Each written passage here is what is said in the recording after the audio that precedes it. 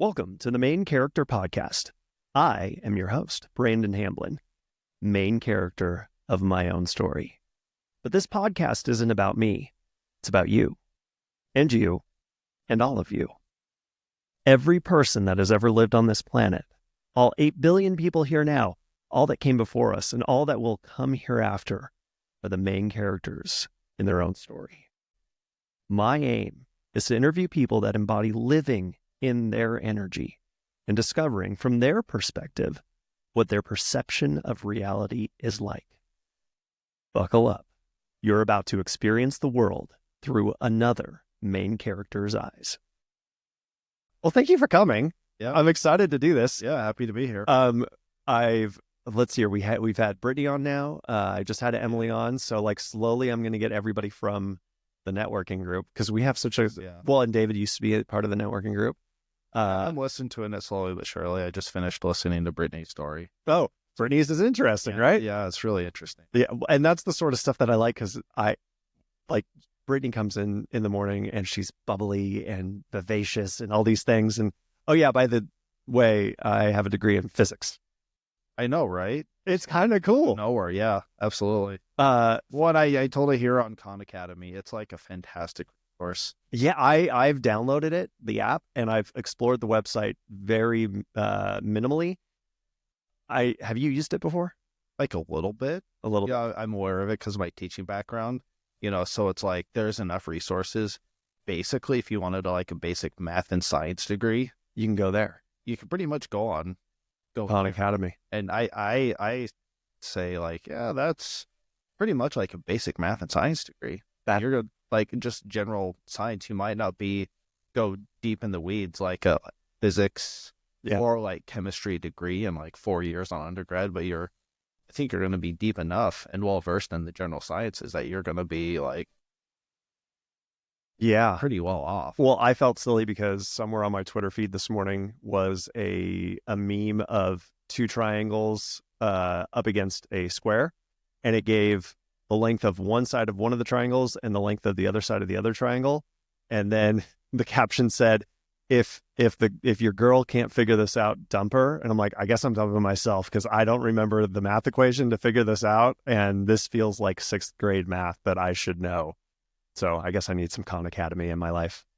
Whatever, you get out of high school and whatever, and you don't really use it. No, well, and that's the classic, right? All the 90s teachers, you're not going to have a calculator in your pocket whenever you need it. Yes, I am. Joke's on you. All the time. Oh my gosh. One, before I was a psychology major, I was an engineering major. Oh yeah. I actually made the dean's honors list in engineering. Oh, nice. Physics kicked my butt, but I could do calculus. Yeah, see, second semester calculus, it's ridiculous. One problem, it's like an entire page front and back. Oh, geez. Yeah, that's one problem. So it'd be homework was regular 10 to 20 pages. Oh, yeah. A night. Here's 5 questions. Here's your notebook that you're going to need to show your work. I actually did pretty well in math. I was always a grade or two ahead in math up until middle of high school. And then girls got in the way. Okay. So I never actually ended up taking calculus. And I have a feeling I probably... See, I just got sick of it. I started algebra in 8th grade. So high school geometry, algebra 2, and pre-cal. So after junior year, I was like, oh, I don't have to take math senior year. Yeah. Great. That's a good setup. Okay. So I didn't. I took pre-cal again in college. Yeah. I'm calling it pre-cal is stupid. It does not prepare you for calculus. So anybody watching this and they're thinking and they're getting hard science and math and they're going to have to do calculus, probably the best thing you can do to prepare yourself for calculus is to review algebra. Review algebra 1, review algebra 2, review geometry, and if you have to do a pre-cal class, I'm really sorry. It doesn't prepare you for calculus. Dipping your toe in, but then actually taking calculus is just getting shoved into the deep end. Yeah, really what's better preparing is brushing up on your algebra. On the algebra. That's interesting. Okay, so I like this. I like that we started off with education because when you presented at EBC, I already knew that you had a lot of background in education, both teaching and consuming. But you are very accomplished. And so maybe let's continue down that trend. What have you gone to school for? What drives you there? And we'll dive in more. My bachelor's degree is in psychology. I got that at San Diego State. My master's degree is in teaching, the Department of Education, Washington State University from Spokane. I'm going to school for my natural medicine degree with Quantum University. I've got the bachelor's degree in holistic health sciences.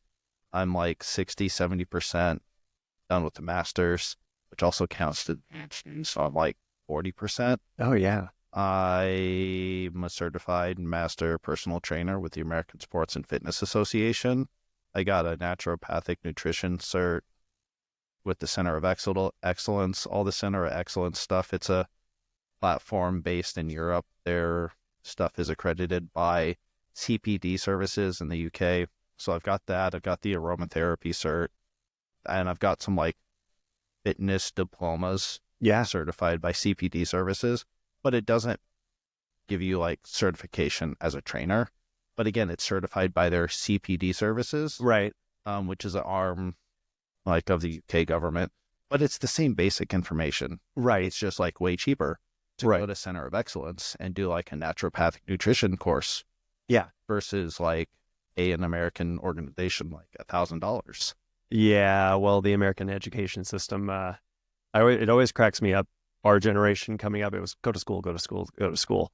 And it was easy for the boomers and the Gen Xers to go to school. It was, what, $1,000 a semester or less. And now the amount of student, when you, one, monopolize it and just throw student loans at 18-year-olds, now it's $20,000, $30,000. And like, it's just stupid. The cost of my teaching credential and my master's in teaching, it was like stupid. Yeah. Yeah. Well, okay. And so you ended up going, that's a lot of different paths, right? Psychology degree, that's cool. There's the mental aspect. Teaching uses that, right? Because you're interacting with students, and there's a lot. I mean, my dad always said that psychology really is the school of hard knocks. Like, that's just interacting with people, but having the scientific background and the school background's fantastic in it too. And then you've got the physical aspect there. Now you've got naturopathic. I mean, you're tackling taking care of people, kind of seems to be the theme, from so many different angles. Yeah. Why did you start with psychology, pivot, and then like what's the what's the end goal and what ended up kind of changing your path along the way? So like I did pretty well in school. I didn't really read like books till college. Oh, okay. Yeah. You know, so I was like getting A's and B's in English class was kind of like gaming the system. And it's just like, oh, I need to do what I have to. I never did well on the like tests about the book. Yeah. I bombed those, but I'd like ace the essays. Yeah. And I do the homework. So that balanced me bombing. Yeah, you were doing the opposite of me. I just wanted the test so I could, and I wasn't doing any of the rest of the work. Yeah, so I really struggled like test anxiety and just like testing in general. So I didn't really read till college. Yeah. Aptitude tests say I should have been like engineering. Okay. Hard science. So initially I was a engineering major. Yeah. At San Diego State. I could do like calculus, not a problem. Right. You know, it like integrals get annoying because you're using an algorithm to break down the integral. Yeah. Then you're using a derivative to break it down into basically an algebra problem. And then you're doing algebra and geometry for a billion years. Yeah. Like, but it really brought context because like math is the language of science. Yes. But the education system decontextualizes this. But when you get to this point, I'm like, oh, this makes more sense. Right. When I was doing it in high school. I like context. I did well in like physics lab. I got like a B+. Okay. I bombed physics class. All right. Yeah, in a lecture of 500 people, the average grade was like 40%. Oh my gosh. Yeah, and he was the only professor to do all 3 semesters. And I'm like, I'm going to rethink my life. Yeah. I ended up like choosing psychology, wanting to help people. My mom was a paranoid schizophrenic. Okay. So choosing that was like kind of helpful. Yeah. When you do have normal psychology, all quote unquote psychiatric disorders that happen are within the realm of normal. Okay. Basically, it's duration that determines whether it's, I guess, pathological. That's a really like reductionist way to put it. Then you have your DSM-4 or 5 or whatever thing. Yeah. Based upon the APA and quote unquote professionals deciding what's like pathological. And pathological, correct me if I'm wrong here, but that means it is just like, that is what it is. It's a problem. It's like, oh, you might be depressed a little bit, but if that goes on for 2 or 3 months or whatever, how they define it, then like, oh, this is, right. This is a disorder. Like, oh, I have a little bit of anxiety here, and then I get over it. I mean, everybody, we ebb and flow. These, every abnormal psychiatric disorder, like we experience in real life. Right. So my professor, Dr. Velasquez, just like, yeah, you're going to think you have like everything. We're going to study something. You're going to think like have schizoaffective disorder. You're going to think you're like bipolar, like narcissistic, bipolar, manic depressive, schizo, all these. You're going to think you have all the things. You're going to, but you don't. Welcome to the human condition. Yeah. This is the human condition. When this operates outside of an abnormal time frame, then it becomes this is an issue. Yeah. Oh, that's interesting. So it's like, again, that was just really therapeutic. I'm like, yeah, I want to do this. I want to help people. At some point, I was thinking, like, I could do like what's called like a pre-doctoral master's. Okay. To make me more competitive. Yeah. For like a PhD in clinical psychology. Yeah. Ex-wife at the time had different ideas. Okay. Long story short, I turned down like 3 jobs in San Diego, including one with my internship, which was at a clubhouse with schizophrenics. And you're just talking to them. Okay. Is what you're doing. Yeah. They help teach life skills, help them go through job interviews. There's like support meetings that other counselors run, like for alcohol and drugs. Yeah. It's a community they can go to, especially in the era of deinstitutionalization. Sometimes like homelessness, drugs, alcohol. Oh, yeah. And that's where you have clubhouses like this. So this was my internship, my last semester. Oh, and you could have done it, but. And I was offered a job. I turned it down because my ex at the time wanted to move away. Oh. And that just really derailed my life. Oh. But, you live and learn. Whoever I'm with, they have to be on board with what I'm doing. I'm not gonna make them. No, I'm not. But it's like, this is what I'm doing. This is what I'm working towards.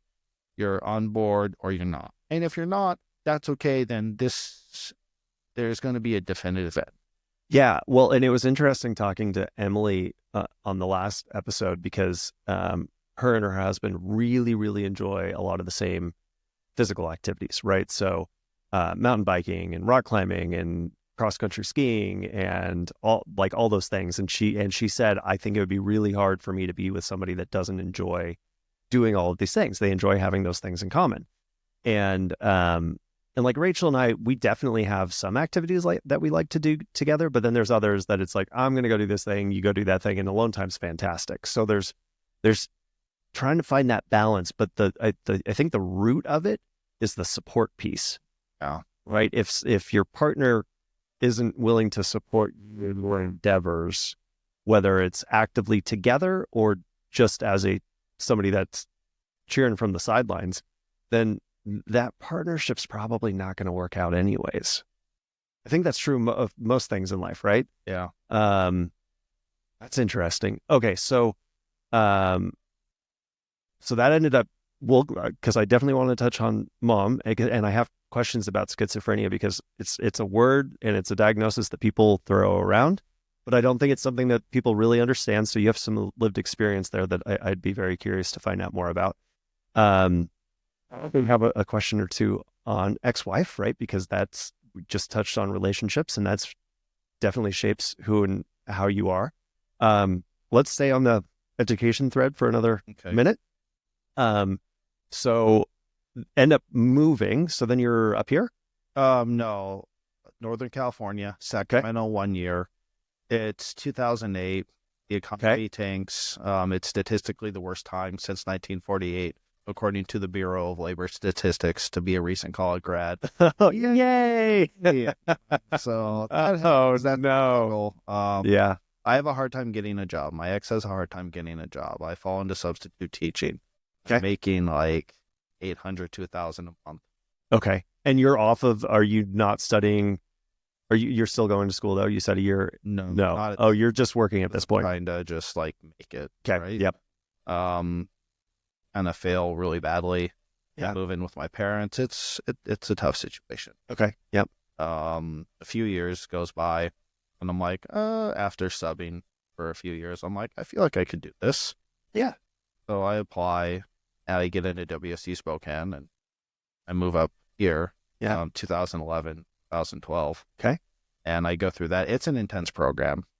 Okay. Going to school for 40 hours a week. Yeah. Plus, well, I mean, that is a full-time job plus homework plus. Yeah, you need to make ends meet. In a year, and plus the teaching credential, it was actually 50 like single space pages.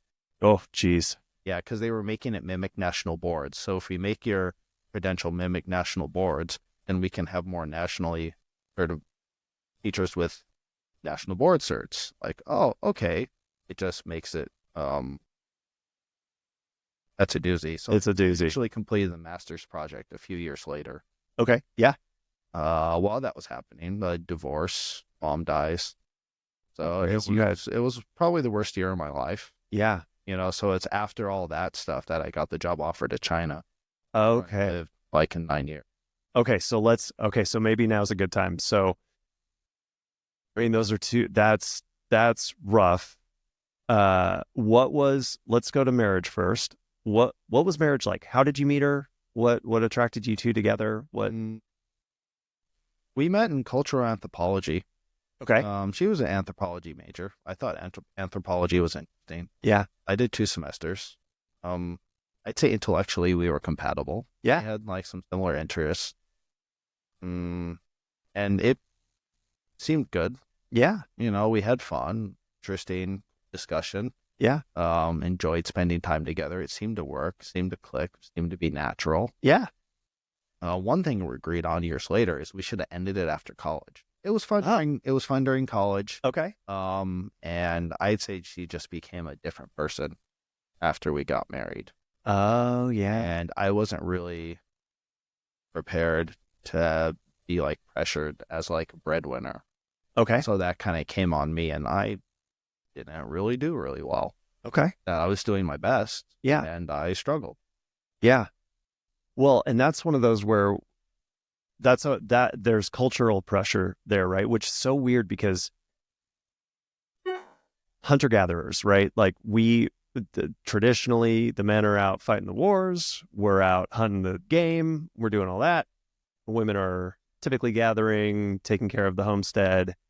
I think the 1950s in modern era is that reflection of, right, the guy taking his suitcase, wearing the suit, going to his job, working for 40 years, bringing home the bacon. You only need the one income to survive.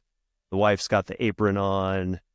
It's taking care of the kids, taking care of the home. The husband gets home and, she slips some slippers on his feet and lights up his pipe, and everybody's happy, and like that very patriarchal version of life. And then, I mean, we already kind of touched on student loan debt and just the way that everything evolved to now, right? And the feminist movement, and we've got women empowerment, and women can do anything that a man can do. And yet there's something about our biology that kind of still drives us towards men out hunting and women taking care of the homestead. And so trying to reconcile all of that together can be hard.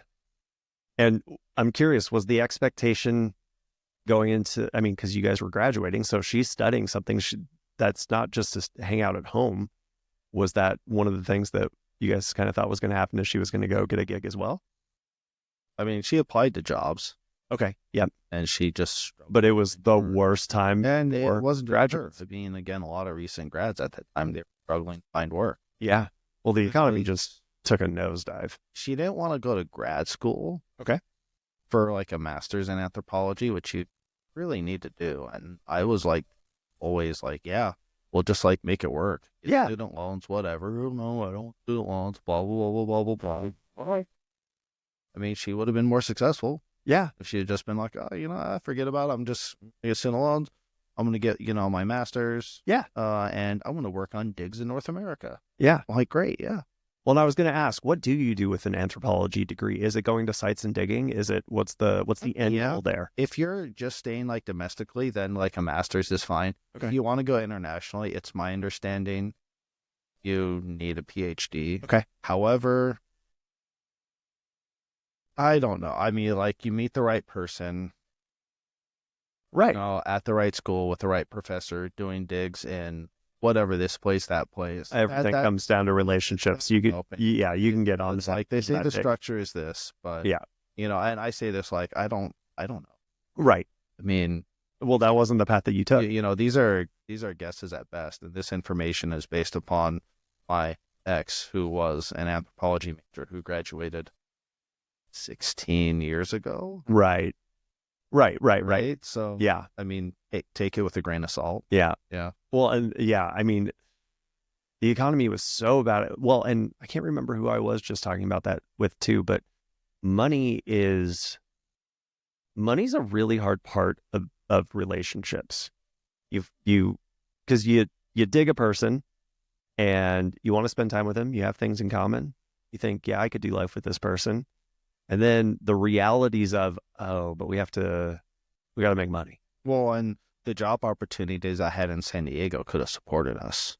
But yeah. I made the sacrifice by willingly moving away from San Diego. Right. And that was my mistake, not hers. I wasn't strong enough for myself to say, hey, I'm staying in San Diego. Right. You don't have to stay, but I do. Well, and hindsight is a hell of a drug.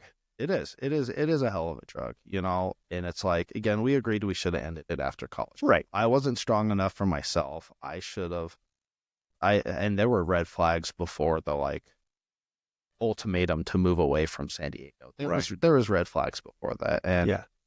And that's my fault. That's not her fault, Right. Amongst like ignoring like a bad feeling in my gut early on. And that was the point where I've learned. So like every moment, like after the divorce, if there's a weird feeling in my gut, then I'm like, boop, okay. Yeah. And it serves me well. Gut, it's never wrong. Yeah. It's like right more than 100%. It's like 110%. And that's not possible. You can't be right. 100% correct. That doesn't make sense. But it is. It's right every time. I'm like, okay, what's the gut saying? Now, like when you get the weird feeling, it doesn't mean you don't talk to them. It's just like, you got to like intuit it a little bit. And it's like, your gut, it's trying to tell you something. Yeah. It's like, okay, proceed with caution, be careful. Boom. There's something here to be aware of. Well, and I've had women, like proposition me, and I had a weird feeling in my gut. Run away. And like, okay, gut was right. Yeah. And I'm friends with some of these, and I'm like, I'm so dodged a bullet. Yeah. I am so glad. Like my gut was right. It's just, this would have been a dumpster fire. Yeah. If I had gotten involved. Yeah. And other guys are like, oh, well, you're a fag and you're the. Oh, yeah. I'm like, I mean, that's fine, man. You do you. Yeah. I don't want my life to be like a tragic sitcom. No. Where it's like these crazy sexcapades. No. I think there's a lot of HBO series about stuff like that. Yeah. Well, and what a cool gift to be able to tap into, right? We all have, I think everybody has their intuition that they can lean on, but some people are hyper aware of it and some people have zero awareness around it. And so for you to recognize that gift, this might be a silly question, but do you think you would have recognized that had your marriage not gone the way that it did? And would you trade it? Meaning, it feels like you recognized after the fact, oh man, yeah, I should have listened to my gut.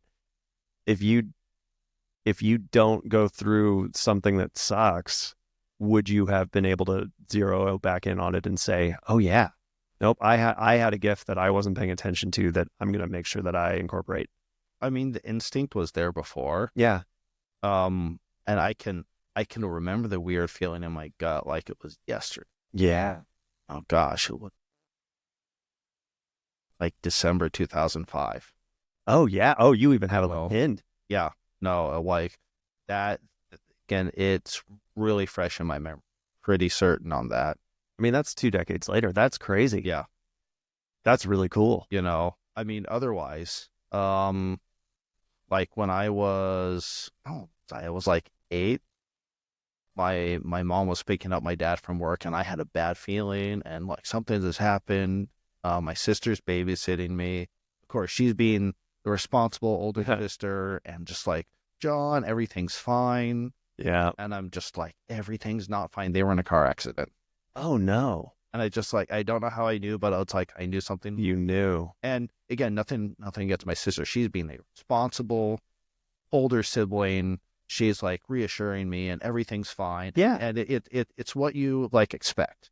Right. Right. And yeah. I'm like, so it's like, I just like, she could have even been having the same feeling, but the last thing she's going to do to freak you out, her younger brother, is, yeah, you know, I'm feeling funky about it too. We should freak out. Yeah. You know, right. And as a, you know, fast forward, like, as you know, a teacher, different parts of my life. Yeah. Like even if your students like have a feeling, it's a different responsibility. Yeah. You have to keep things calm. But yeah, when I was 8, I had that intuition. Yeah. And I'm sure you probably have examples, you know, between that and December 2005. There was probably more intuition moments. Like sporadically in life, I've had like dreams like that were really vivid that came true. Like one early experience was like something that happened in summer camp, and it was like my consciousness, whatever, previewed, and then it happened like exactly. Yeah. Like deja vu-esque? Yeah. Yeah. Or like I dreamed my divorce like 2 or 3 years before it happened. Oh yeah. It would have been, when did I dream? I think it was like 2010. Yeah. That like I had a dream about the divorce. That's what, did it play out the way that you dreamt? I don't remember enough of the details at this point to honestly say, but suffice it to say, you know, you had a premonition. I had an impression in the dream about the divorce happening like 2 years about before it happened. Okay, and we're back. Slight cat interruption. That's the word. Interruption. We had a breach in Sector 1. Breach in Sector 1. That's right. I knew the cat was going to try and break in, and sure enough, she's clever. Yeah. What weirds me out is when she's on the outside of the door, right, where it should swing towards her. She knows how to get her paws under there and pull it open. And I'm like, you crazy girl. Anyways. Yeah. Okay. So, dreams, you have intuition, you have dreams. I'm curious on the dreams because I'm a fairly lucid dreamer. Do you have lucid dreams? What are your dreams like? It's like, I'm not going to extremes, and I'm not quite sure how to control it. I'll either sleep like a log, or I'll have like crazy vivid dream that comes true. Yeah. And it's maybe 3 months out, maybe it's like 1 to 2 years. Yeah. Do you have that? Because it could be, for me, it could be same thing. It could be a week. It could be 10 years. But when the moment's happening in reality, I'm like, yep, I've been here before. Right? That's that deja vu thing. Yeah. The problem that and the thing that weirds me out about it is that like I can have ones that last 10 seconds, or they can be like 2, 3, 4 minutes where I'm like, I know exactly what's about to happen. The only problem I have, and this always weirds me out, is my deja vus when it's the dream, the first, right, recollection of it, they always end in disaster. Like it could be like nuclear bomb, like Terminator 2 style, up against the chain link fence, and here comes the shockwave, and I'm about to get crispified, or I'm in a car and I'm about to get crunched, or just something weird. It always ends in disaster, and I'm like, okay, I know this is deja vu, and I know this is the real like live version of it. I'd really like to survive. I really hope this doesn't end the way that it ended in my deja vus. And I don't know why I have that add-on. It's a weird, like, I don't get it. I wouldn't necessarily say that. Yeah, I was going to say, I'm the only person that I know of that experiences my deja vus like that, and I don't know what it means. I feel like most of them are neutral. Even the one where I dreamt like my divorce a couple years before it's happening, it was kind of like, hey, here's a warning shot. Yeah. Hey, by the way, this is well. And at that point in your marriage, did you like you guys? You said that probably should have broken it off after college. Yeah. Were there good moments? Or did you know 2 years before, like, oh, this is coming to an end at some point? I mean, there were good moments, but it became a downward spiral, especially once we moved in with parents. Yeah. Okay, so let's that might be a good point to go back to childhood, your parents, because I'm sure, right, if you're in that environment, you're back in that environment. What was it like? You have an older sister. We already touched a little bit on your mom having schizophrenia, so I'm curious about that. What was childhood like? Where did you grow up? It was pretty normal. Yeah. Northern California, halfway between Sacramento and San Francisco. Okay. It's a commuter town, Fairfield. Okay. Yep. Fairfield, Vacaville area. It's probably like 15 to 20 minutes from Napa Valley. Okay. That's without traffic. Yeah. We were raised Catholic. How strictly Catholic? Every Sunday. Every Sunday. Okay. Every Sunday, catechism, sacraments, the whole thing. Yeah. I haven't been Catholic for like 25 years. Okay. Well, and we'll touch on that, on how that transition ends out. But yeah, it's like, this isn't my sauce. Not your sauce. Yeah. I mean, my mom, it worked for her. Yeah. She was very religious. Was she raised Catholic? She was. Yeah. The church still had Latin mass. Oh, yeah. When she was growing up, and went to Catholic school till 8th grade. Okay. And I'd say like the one thing, in my opinion, that works in Catholicism is Saint Anthony, the patron saint of lost items. Okay, tell me more. And it's like, I'm like, what does that mean? Because to me, this is like the one thing that works. The whole transubstantiation. Oh my God, the priest. Right. You are literally eating the body and blood of Christ. Yeah. I'm like, okay. This isn't a thing. Yeah. Can we DNA test that, please? You guys could just like say, hey, symbolically, this is a metaphor. Yeah. We're acknowledging the sacrifice of Christ, and He opened the gates of heaven. And, like, beautiful thing. Right. But it's like, no, we literally. Yeah. Like, no, you don't. You don't want to like admit that you're wrong, that this is crazy. And you're doubling down on the craziness of someone like 1,500 whatever years ago. Right. Council of was that Nicene? Yeah. Nicene Council. You're just doubling it down because you want to admit you're wrong. But Saint Anthony, he's legit. So okay, so tell me more. I don't know Saint Anthony. I don't know much about it either, except just what my mom would. The patron saint of lost items. Okay. At some point in the church, and I think it goes back to like Middle Ages, there was like a patron saint every day. And why? Who knows? Right. Yeah. Who knows why they do? Yeah. Maybe eventually when the Vatican archives open up, we'll know why. Oh man. I have a wish that would be every time we would lose something, she's just like, pray to Saint Anthony as the patron saint of lost items. It worked like 100% of the time. It's so funny. Like 100%. Like, all right, like there's all the nonsense, reconciliation, confession, there's craziness in the Bible, right. There's transubstantiation, there's all this craziness. But Saint Anthony fallacies. Saint Anthony is legit. He is legit. Okay, so this is really funny. On the LDS side of things, the first Sunday of every month is fast and testimony meeting. So when everybody's in congregation mode, we do the sacrament, and then instead of speakers, this is the one week of the month that people get up and bear their testimonies. And it's just like, as you're moved by the Spirit, get up and share in front of the congregation. And I cannot think of a fast and testimony meeting where somebody didn't get up and say, yeah, I was late for work, couldn't find my car keys, I said a prayer to Heavenly Father, and I had looked everywhere, I had turned the house inside and out, and as soon as I said that prayer, the car keys were just sitting on the counter, or right, some variation on that theme. So the Mormons have a Saint Anthony too, but it's just a variation on that theme.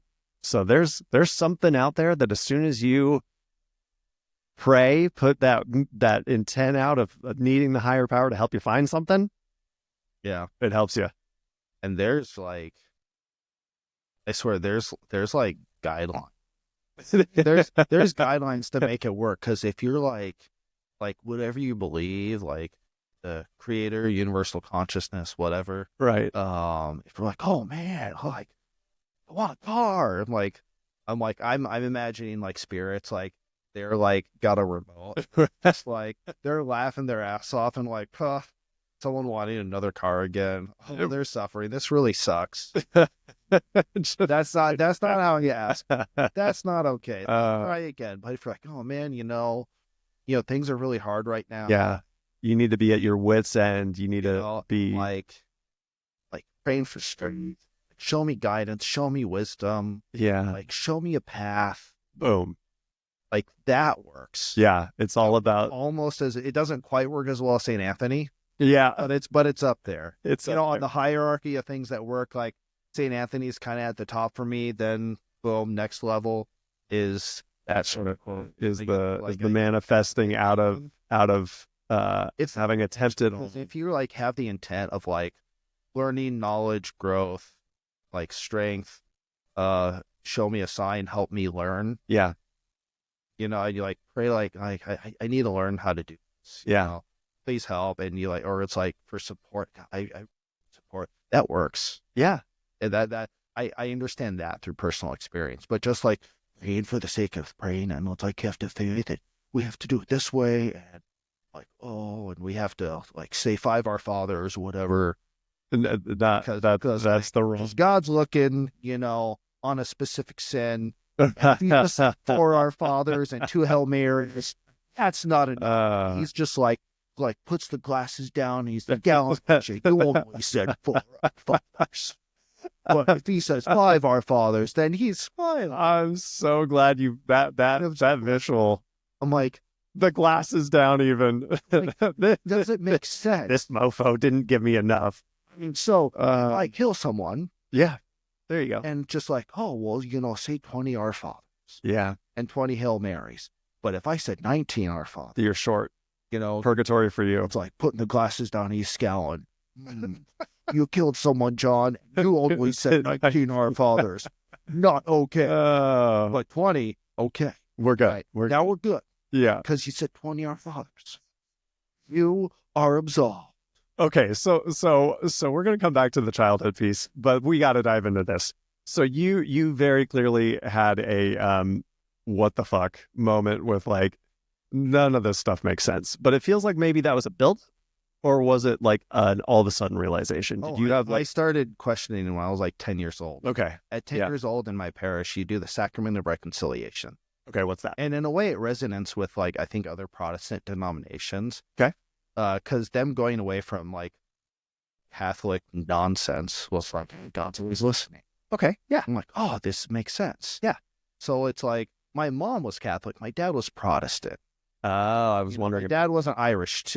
He wasn't Irish at all. No, he was like Scottish, English. Yeah. So on St. Patty's Day, he wears orange because his heritage. It's like Scottish Protestant. It's like. Oh, yeah. And I'm like, okay, hey, orange is a cool color. Yeah. You're getting pinched though. But like, yeah, reconciliation and the whole year, you're just like, God's always listening, and my 10-year-old brain, wow, this is amazing. Yeah. God's always listening. For the first time, this stuff is kind of sort of making sense because I sit here and like 8, we had communion and I'm just like, I don't understand. Yeah. Why do I have to go through communion to take the Eucharist? And I don't understand. I'm 8 years old. Right. But the reconciliation thing, like, man, this makes sense. Yeah. God's listening. Like, well, God's listening right now. Right. Listening right now. When I'm pooping, God's listening. That's kind of weird. I didn't think about that when I was 10 years old. A little voyeuristic. So is God voyeuristic? Like, yeah, what's going on here? I mean, so if you're doing other things, is he looking at you? Right. Like on OnlyFans? Right. I mean, that's kind of creepy. It's a little creepy. But that's not the case. Like, that's really reductionist if we're getting into right. That's the depths, which I would go way off the deep end and totally derail this. But we kind of get to it's the end of the year. Yeah. And I asked the head of the parish, not just any pastor, Father Downey from Ireland. Oh yeah, he's even Irish. Let's go. Or sometimes they're like, oh, Father Downey. Yeah, Ireland. That's a good accent. That's the like 7% Irish that's in me. You can pull from it. That's good. Yeah. But Yeah. yeah, I was like, man, Father Downey, if God's always listening, why do we have to do reconciliation? Well, it's just better. What, that was the answer? That was the answer. I'm like, are you kidding me? And we're talking like 9 months, like from September, and it would have been like September 1994 until like May 1995. Yeah. This is the time for all these months. I'm in 4th grade. Yeah. And it's just better. It's just better. I could see an answer of like, he's always watching, but until you're ready to commune with him and address the issue or right, really, really have that back and forth with a higher power. That sort of an answer makes sense to me because, right, it's present of mind for you. You are working on it. You're trying to reconcile it. And that's when, because he has been observing the entire time, you can commune and have a good answer. Well, but just because it's just better.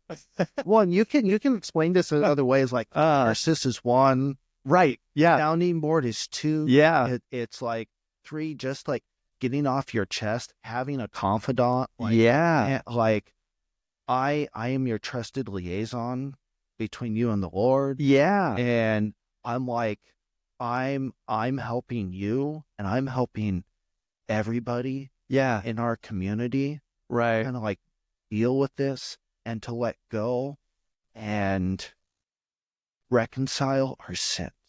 Right. Right. Like there's ways we can explain this. Yes. We can even explain this in a functional, almost like logical way that kind of makes sense. Right. No, it's just better. It's better. Better. Even the catharsis, like why do I need you? Right. Okay. So why do I need that? God, you're not more powerful than right. More powerful than the Creator. He created all this stuff in 7 days, according to your Bible. Right. That's I like that follow through. Right. Here's the question, and the answer that you came to is just that. So at that, why am I not just doing it directly with God? So then when my mom snapped, right, when I'm like 15, 16, yeah, and I'm like,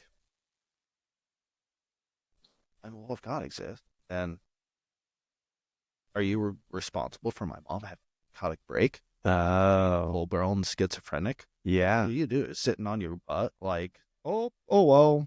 I mean, that's the classic. That's the classic. If God is good, then why do bad things happen to good people? Why do bad things happen in general? I mean, like, Latin Mass and Catholic school and doing all the things right. It's like, why does she have to suffer? Right. Again, I am spiritual. I'm not religious. I don't believe in religious organizations. So I went through an atheist phase, but I'm just like, well, and is that so at that break with your mom, at what point were you out of the Catholic Church? Oh, definitely my mom breaking. I'm like, I am not Catholic. I'm done. I am I'm fluctuating between atheist and agnostic for probably 5 to 7 years. Yeah. At that point. Okay, so let's come back to the spiritual piece because there's a fascinating journey once you get out of atheism and agnosticism. Yeah. But that's so normal childhood, roughly up until mom? 15, 16. Okay. Were you guys still in California? Yeah, we were in California. Okay, in California. Looking back on it, do you know what happened to have your mom go into that state, and then what was that like? So she was going through menopause. Okay. Yeah. So that's one factor. I conferred with a few different psychologists, right? Like my mom. Yeah. As well as what I learned. She was in a motorcycle accident when she was 18. Okay. So traumatic brain injuries, for lack of a better word, can addle your neurons. Yeah. I'm like, this is straight out of from one of my psychology courses, which doesn't really sound scientific, but this is a thing that happened. It can, for lack of a better words, can scramble your brain. Yeah. That makes sense. Now, the puzzling thing is it's well over 90% of schizophrenic cases, the initial onset is the teenage years. Oh, so this I didn't know that. Higher. Okay. Well, and maybe let's go there really quick. What is the clinical definition of schizophrenia? What does that mean?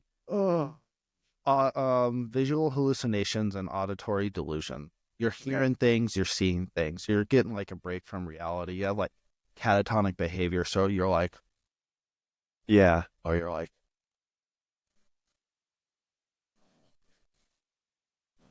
you know, Yeah. It's stuff like that. Okay.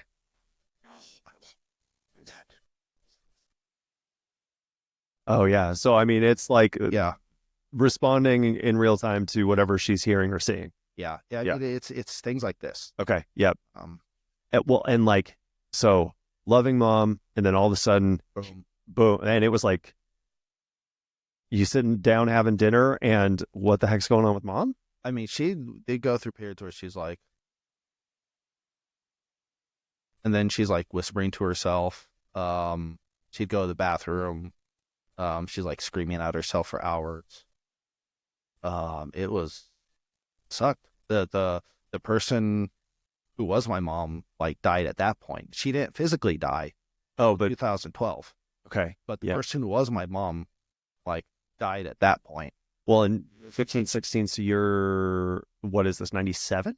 No, later. No, it was around 2000? like 2000, 2001. 2001.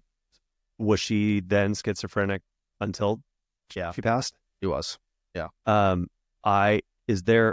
What is treatment for schizophrenia? And I'm sure that's probably changed a lot over the years. So how they usually do with this is they believe dopamine is way out of whack. Dopamine's that feel good, like, Yeah, it's the reward. yeah, it's Yeah. that, feel good. Wow, yeah, neurochemical. Yeah. So conventional treatment is we're trying to dial down dopamine. Oh, so it's an overabundance of Yeah, dopamine. it's too much dopamine. Oh. So they gave her like a really old school antipsychotic. It's called Hyadol. It has a really low compliance rate. It gets What does that mean? dopamine. So what happens is it gets your dopamine so low, it can induce Parkinson's-like symptoms. So dopamine's also important for movement. So Yeah. when you see people with Parkinson's, part of that is like dope is like down. So they'll actually give them like some sort of prescription like for dopamine to raise the levels. Oh. They'll do. But schizophrenia, you're trying to do the opposite. It's way too high, so they're trying to lower it. But sometimes it lowers it way Too much. and they kind of struggle with movement because of the feelings and the side effects. A lot of people end up not taking it. So she ended up not taking it. But there's other hypotheses around there that I would learn later. Like there's a glutamate hypothesis. So there's some researchers that postulate that, well, the glutamate pathways in your brain could somehow be contributing like to the delusions and hallucinations. And I don't remember how it works. Right.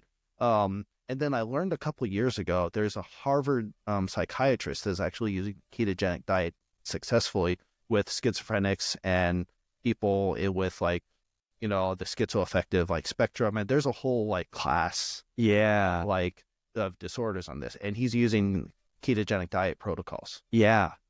without psychiatric medications. Well, because traumatic brain injury doesn't help.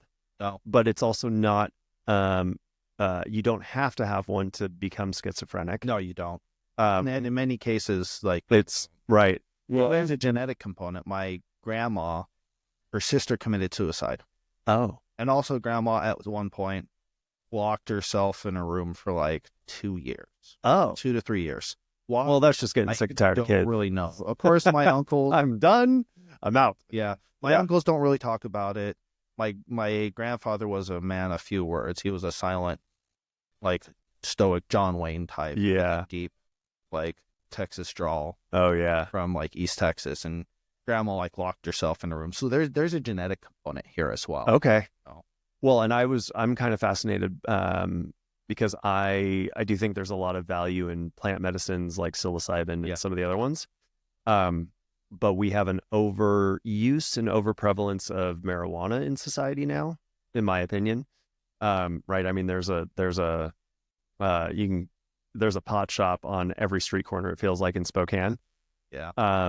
And one of the things that I think is fascinating is they're finding that marijuana use can lead to schizophrenia. They're seeing more of it, again, because of how much more it's being used, and the potency has gone up significantly. Yeah. But that's that's the tie-in I didn't realize. It's the dopamine. It's messing with the dopamine But levels. small doses, like you can microdose anything. That includes nicotine. Yeah. So there's nicotine gum out there, and there's a dosage at which nicotine becomes addictive. So if you're below that, like chemically, you should be fine, and you're actually getting like the benefits of like focus and other stuff like that. Right. This is not a call to action. You're not encouraging nicotine use. Microdose nicotine right now. That it is. We're going to add a nicotine sponsor into that segment right. Brought to you by Zyn. Yeah. Well, and that's a good point, right? Because like, what are your nightshades? They're full of nicotine, and so you're naturally taking it in. It's just although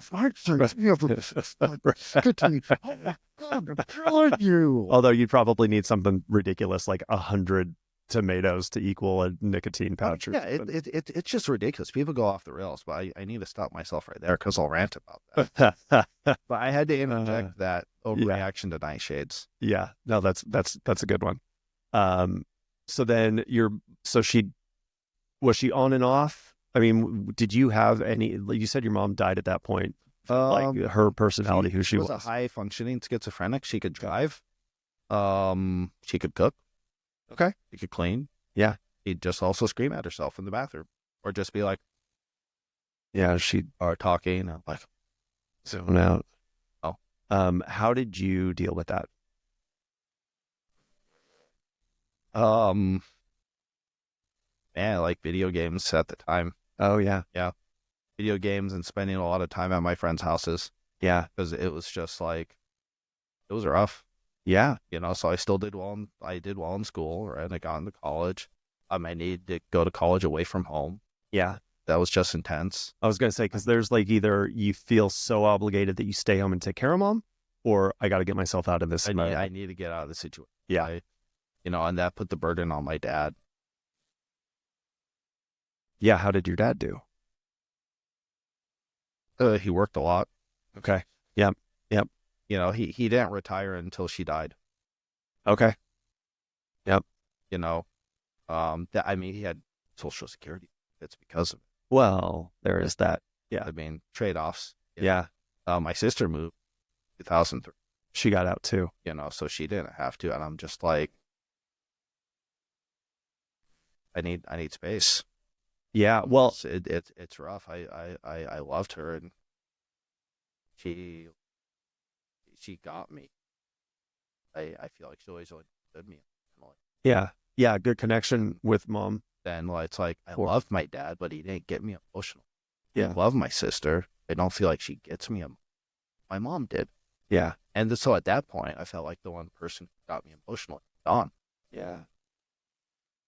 That's tough. Well, and I've said this before on previous episodes, but you can punish a psychopath by putting them in, it's not called social isolation. What is that called? When you solitary confinement, because it is social annexation. And so I mean, still social, but when you lose the person that you feel connected with, that's a level of isolation that none of us should have to go through. Yeah. I mean, I wouldn't necessarily say I was isolated. That's over dramatic. Okay. Right. Yeah. Just the person who I felt got me at that time in my life was gone. Yeah. I still had my friends. Yeah. Oh yeah. You know, and again, my family, they were also, I can't imagine what my dad was going through. No. You know, that would be rough. He did his best. There's some things I disagree with. But I mean, at the end of the day, he was doing his best in a difficult situation. And weaker men than him mentally would have tapped out. Yeah, there's something very honorable about sticking. He took care of her till. Yeah. Yeah, I had a friend, and him and his wife were already on the rocks, and we were like in our early 20s. And he came to me and he goes, "Yep, I'm going to divorce my wife. Oh, and by the way, she has breast cancer." And I'm like, "Whoa, And my first question was, you can't leave your wife because she has breast cancer. And that wasn't why. They had already decided to split, and then she got her diagnosis. Oh. But I'm always amazed at people that do it for something like when you choose somebody and then they go through a medical episode and you decide to bounce because you just can't deal with it. I understand it, but it just feels so dirty to me. Like your dad sticking that out it says something about your dad. Yeah, he wasn't physically strong individual. I'd say he was mentally strong. Yeah. I'd say he was like resilient. Yeah. He survived 5 corporate takeovers. Oh, jeez. And he knew how to do $multi-million budgets with a pencil, paper, and adding machine. Yeah. So he doesn't need Excel. Right. You know. That's impressive. Yeah. Yeah. Well, and it didn't exist like they do today. Right. When he graduated from college in 1964. Right. At least he wasn't using an abacus. He still had a adding machine. Yeah. That's wild. Okay, so then tying this back into what you were mentioning earlier, so then you and your wife moved in with your folks. Yeah. In 2009, because that first year we did our best, we blew through savings. She struggled to get work. I was struggling to get anything besides substitute teaching. And it's like, we have 2 options. Her parents or mine, and my parents have a room. Her mom didn't. Oh, so if it was with choice made, it would have been a tent in the backyard. Yeah. It's just like, no. Yep. Well, but that also had to be, that had to be trying because you're walking back into that situation that you had moved away from. It was rough. Yeah. And then, in 2012, your mom passes. Yeah. And you get divorced. Yeah. And you said that was the hardest time. What was that like?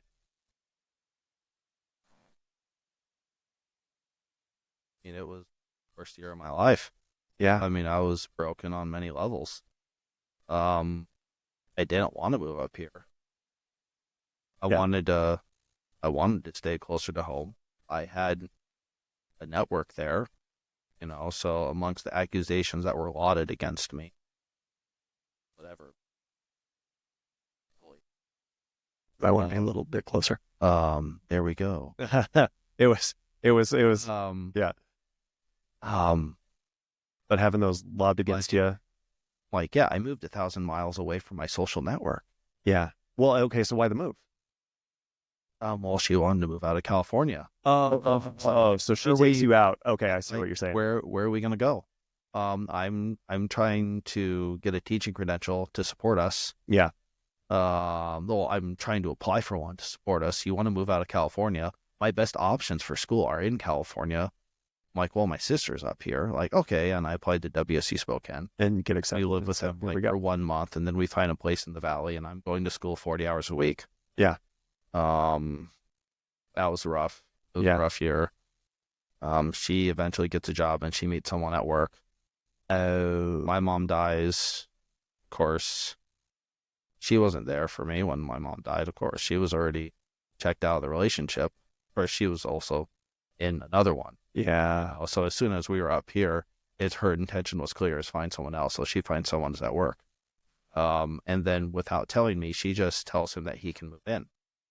Oh, I would have been a lot more reasonable if you just come to me first, and it's just like, hey, I know we're getting a divorce, and I'd like the person I'm dating to move in. I'm like, that's a lot more reasonable than saying, hey, by the way, I hope you don't mind. I told the person I'm dating he can move in.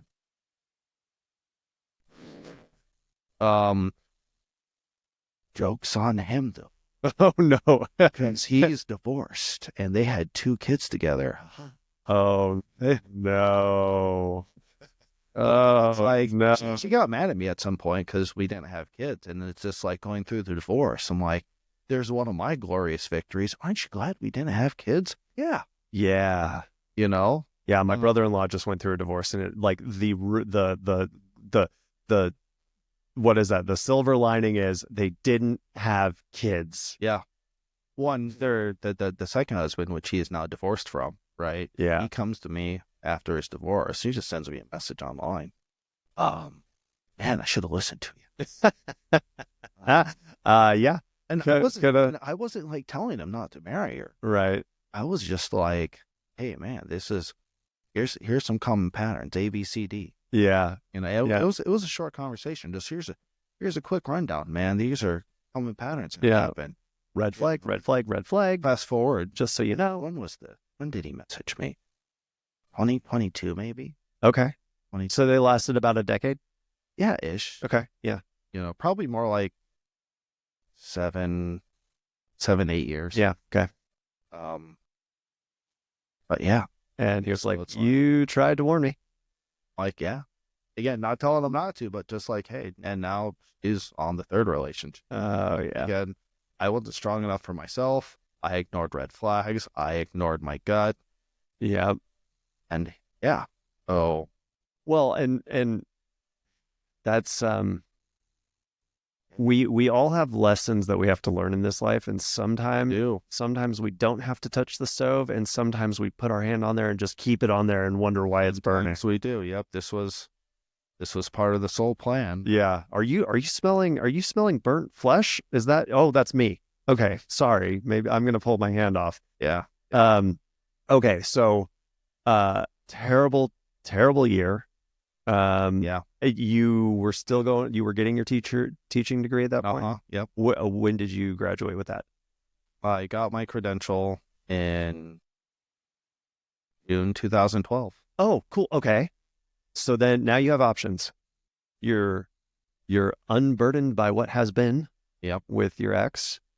You have the degree, the certification, and then 3 job offers. Yeah. One for a small village in the northwest corner of Alaska. 380 people. Great pay. Don't have to pay rent, but it's like I'm in the middle of nowhere. Yeah. I had a job offer for South Korea, but I would have needed money. Okay. I had like $300 to my name. Yeah. Not because of her. Because I had nothing. So the great thing about going through divorce, if you're broke, there's nothing to do. You don't have to. Great advice for guys. If you're going through spend it all beforehand. You need to be broke beforehand, you know? So if you know a relative and you can get hard assets, like and buy gold and silver and put that in a safe, and you don't have a digital record of assets, there's nothing to take on paper. Now, I just happen to be... This is not legal advice. I just happen to be broke. So it's like... I mean, there's nothing to take. We had credit cards, you know, so I'm like, we had already done debt consolidation and the line of credit was lines of credit. They were closed. Yeah. Okay. Like, yeah. I'm going to pay my half. Yeah. Yep. I'm going to. Yeah. And that's fair. That's fair. No issues. I paid my half. She paid her half. Well, there was a thing with the bank and I'm just like, you know, we're not together anymore. This is not being automatically debited out of my account anymore. And she was hella mad. And I'm like, oh, and I'm like, yeah, we're divorced. Yeah. I'm not paying that. You're not anymore. You're not on my bank. It's still being, you don't want to change it. It's in your name. It's not mine. You're going to have access to here. Yep. I'm not actually going to keep money in there, but I'm just like, I'm keeping that open. I'm going to put mine in there, but I'm stopping the automatic debit. Yep. You're going to get the money every month. This is a really easy thing. Yep. You know, so that was like, but like otherwise, boom. I mean, relatively, that to have that be the drama point, it's not bad. But again, guys, you know, like get be broke. Divorced, be broke. There's nothing to take. Yeah, you know, you might even get some alimony. Hey, maybe it's possible. Oh, there you go. But there can't be a record though. Yeah, you know? And if you have on the down low, you gotta like it's still kind of sketch, but. Yeah, that requires like some planning, but there's a path forward. That's you'll have to go after that at some point to get your attorney's license or like offline, like an offline crypto wallet. Yeah, right? Yeah. The government can't trace an offline crypto wallet, right? You know. Yeah, but there'll be transactions of pulling out. So you got it. But like so I had those 3 job offers: Alaska, South Korea, and China. So I accepted China. I'm like, cool. I'm like, and what? So the tons of money, well, not tons of money, but free housing, making good money, but you're isolated in Timbuktu, aka Alaska. You need money, can't go to South Korea. Yeah. So why China? Well, they paid for the flight. Okay. All right. You know. Yeah. Any draw to China? Were you? Or... I was, so I believe in a previous incarnation, I was in China. Okay. And did you know that at this point? I had intuitions. Okay. Yep. I had intuitions, so, and I got clarity later on. That's harder to explain. But I'm fairly certain I was like around like the Opium Wars. Yeah. I was there in a previous life. Cool. Which sounds nuts if you don't believe this, but that's okay. Well, that's okay. We will circle back on that, on the spirituality piece of everything. Believe, the priest says magic powers. Yeah, like unleavened bread into flesh and wine into blood. So I'm like, is that more or less crazy than me believing in reincarnation? I think incarnation is more sensible. Eye of the beholder.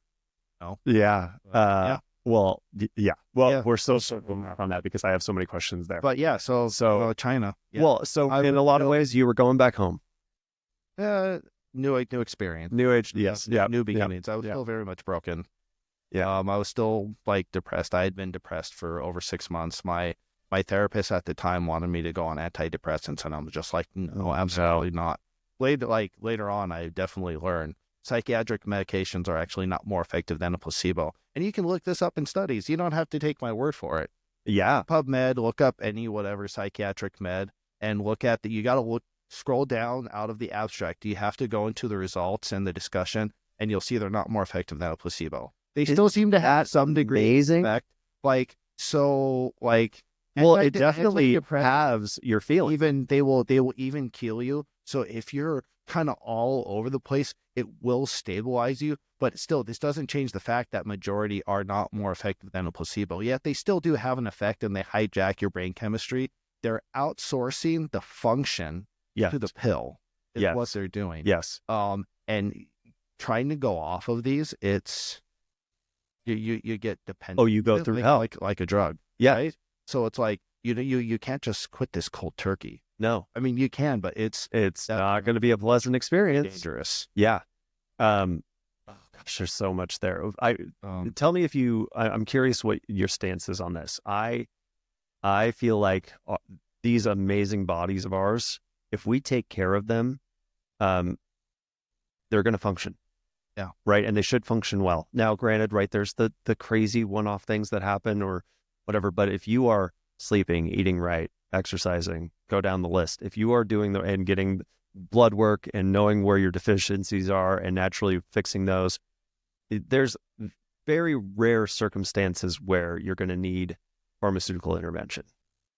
Yeah. I mean, I don't want to totally throw the baby out with it. No, of course not. No. And there's exceptions. I believe if your best course of action is a pharmaceutical, like, okay. Yeah. I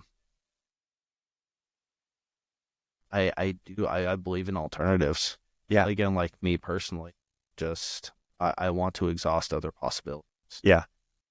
Especially then with like mental health, the fact that not only are they not more effective than placebo, but the serotonin hypothesis has been disproven. What's that?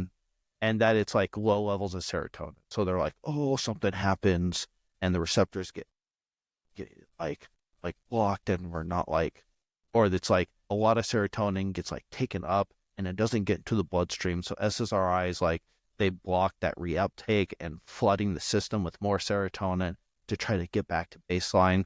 But depression is more complex than serotonin. Yes. Is what we have found. Yeah. Which is why it's like, well, it's not exactly serotonin. However, in moderate to severe cases of depression, SSRIs help and stabilize people. Right.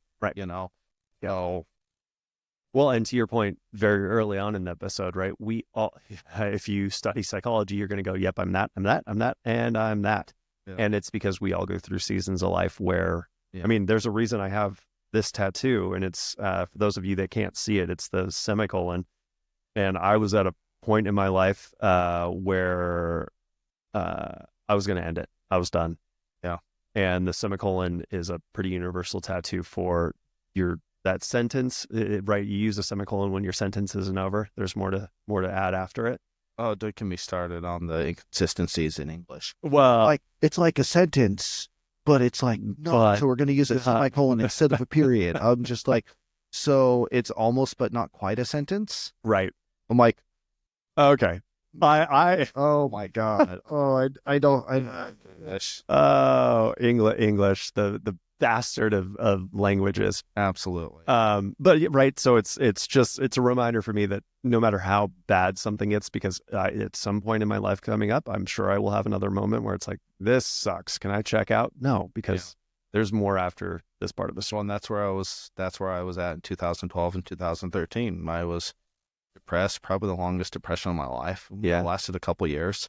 I'd say I was going through suicidal ideation. Yeah. Oh yeah. And I'm like, I didn't really want to kill myself. I wanted to end to the pain because my life was in shambles. And then adjusting to a new country on top of that. I lived on the 11th floor, and I'd walk out to the 11th floor and I'd just be like, why shouldn't I jump? Yeah. My life sucks and it's awful. And did you ever imagine at any other point in your life that you were going to end up in China on the 11th floor doing what you were doing? No. So you find yourself in this foreign land. Yeah.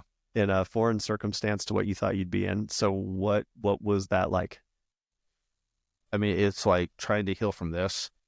And I also got I'm pretty sure I got something like dysentery.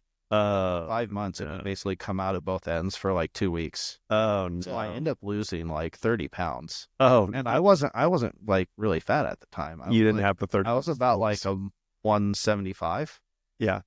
So I ended up at 104 pounds.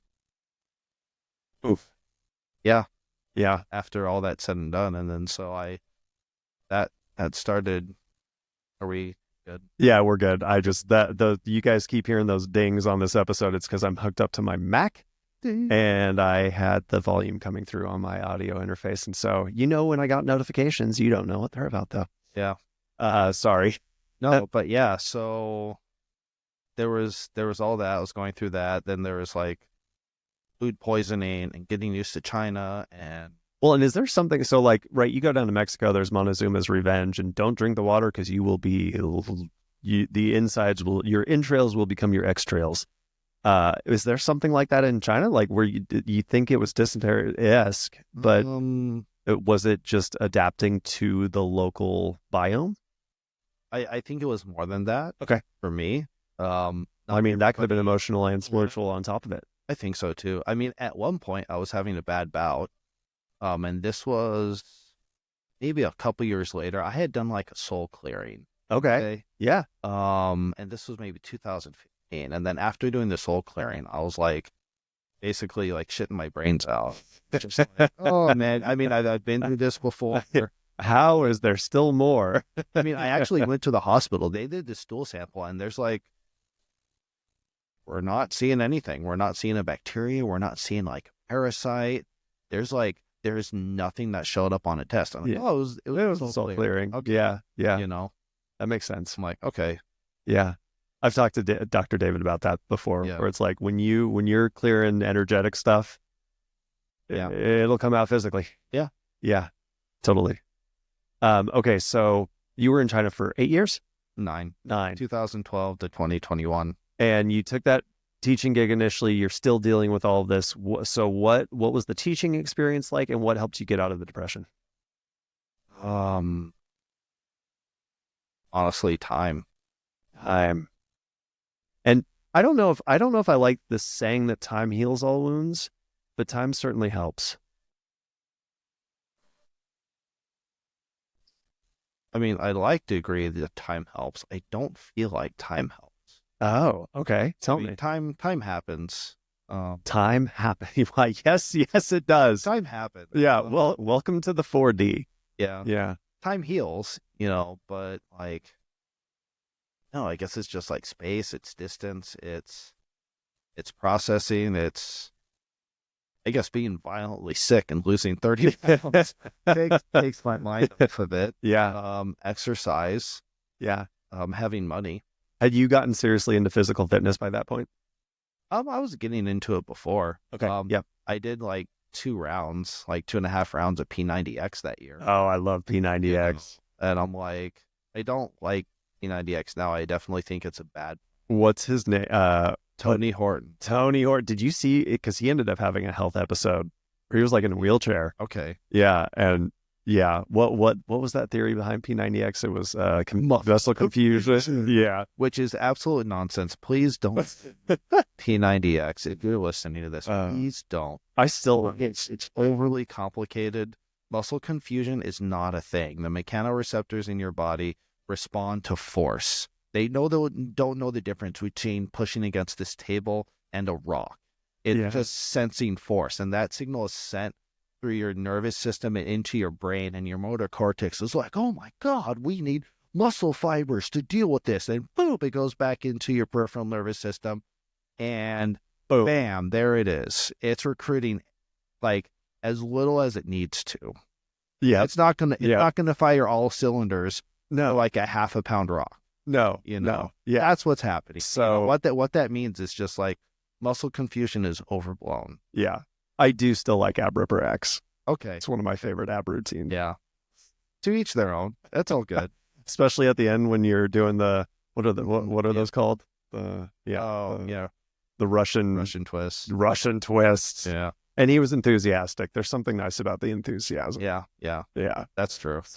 The most confusion. I was like, oh, yeah, bullshit. Okay, all right. Yeah. Anyway, okay, so you done a couple rounds of that. Where are we at? Guided meditations also helped. Oh yeah. It was a reference from a friend, and she was like, "Hey, try this." And so it was a channel on YouTube, and I remember the name Kalwana Biggs.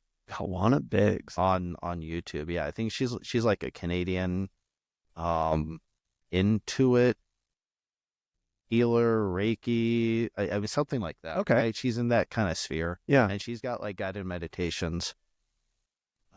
Because I didn't really have sleeping issues until this happened.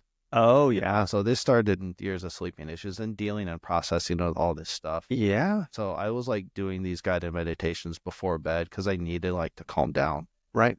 And then once I had gotten through this, I had like terrible bosses. Oh, so then I was like, okay, I'm over the whole divorce thing.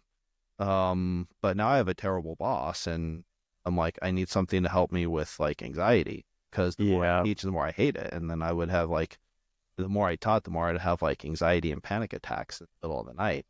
Oh yeah. So then the guided meditations became like, oh, I'm over, my mom and divorce, but then work just gets, the more I teach, the worse it gets. Yeah. The last thing, you wake up in the morning and you're like, I have to go deal with this crap. Yeah. Chinese boss? No, American. Yes. What, why were they bad? Because I've had a very high anxiety boss that I was like, it was the worst work year of my life. Well, I'd get yelled at in front of my class. Oh, yeah, that's always pleasant. Fun. Or I would like look at another teacher and I'm like, that's amazing. She's just like, that's working so well, and I want to duplicate her success. So I try to do it, and I get yelled at for doing what she does. But like, it's working for her, and I'm trying to duplicate effective teaching. Right. Why wouldn't you? From a colleague that I admire and respect. Yeah. Or like we do a training, and then I'm like, I'm literally trying to implement the training, and then I'm like admonished and like told not to. And I'm like, we literally just had a training on this yesterday. Then I'm going back to the person who trained us. Hey, I'm trying to do this and da da da da da da. Then they're going back and, well, he's doing it wrong. And I'm like, oh no, I talked to him. He's not. And I'm like, we just had a training on this, and you're telling me not to do this, and it's like shit. The like mixed signals. Shit like this keeps happening. Yeah. And it's just like, it's awful. But you bore that for 9 years. No, 6.5. Oh, 6.5. Yeah, I stopped teaching in 2018. Okay, so you're like, nope, this is driving me. I worked on the stuff that I needed to work on that was making me depressed. Now I have anxiety and probably depressed again, because good Lord. It was better at the second school I taught at, but there was still a lot of nonsense. And at this point, I'm just like, yeah, no. No, they weren't funded by USAID, were they? No. Sorry, that bad current event. The headquarters is in Slovenia, which is a tax haven. Ah, nice. Yeah. Love those tax havens. Okay, so you enjoyed teaching? If it wasn't for the terrible bosses. Yeah. It was hard. Yeah. It was hard, but it was rewarding. And what were you teaching? I taught preschool for 5 years and I taught first grade for about 2. Oh, cool. Oh, you yeah. know? So it's like, again, it was difficult. And my first boss lied to me about the position. I was hired as kindergarten with the idea they were supposed to move me up to like upper elementary, Okay. Yeah. which was a lie. And I got stuck in preschool and I just rolled with it Yeah. because it does get easier. Oh, yeah, yeah. Well, and kids are so different at every step of the way in elementary school that, oh, that's a lot of chaos and confusion. Preschoolers. Yeah, it is. So I went with it for 5 years. Then eventually I was just like, no, then I switched to another school. I did first grade. And then like halfway through my second contract, I'm like, I'm done. Yeah. I had skipped a meeting to work on some, bullshit paper we had to do. And they wanted us to write like 1 to 2 pages on every student, even though most of our parents like don't read English, but we have to do it. And this is really stupid. Yeah. Most of our parents don't read English. Right. And you want us to write a paragraph. Like, we should just meet with them again. Oh, you have to do this, and this is how we do things. So I skipped a meeting. I'm working on this stuff. I'm like, you didn't know. We're going to, do you want a plan? You have to submit it. Like, I'm like, no. I'm out. Well, if you're not going to do it, then like, well, you're going to have to quit. Then I'm going to quit. Yeah. So I quit halfway through that contract. And you guys are not nice. No. They are not. No. Done with that. Okay, so get out, because gosh, that you're trying to make it work and it's just not working. Yep. What the next few years in China like? So I was doing kind of the doTERRA thing for a bit. Okay. That was really difficult, like doing it in China.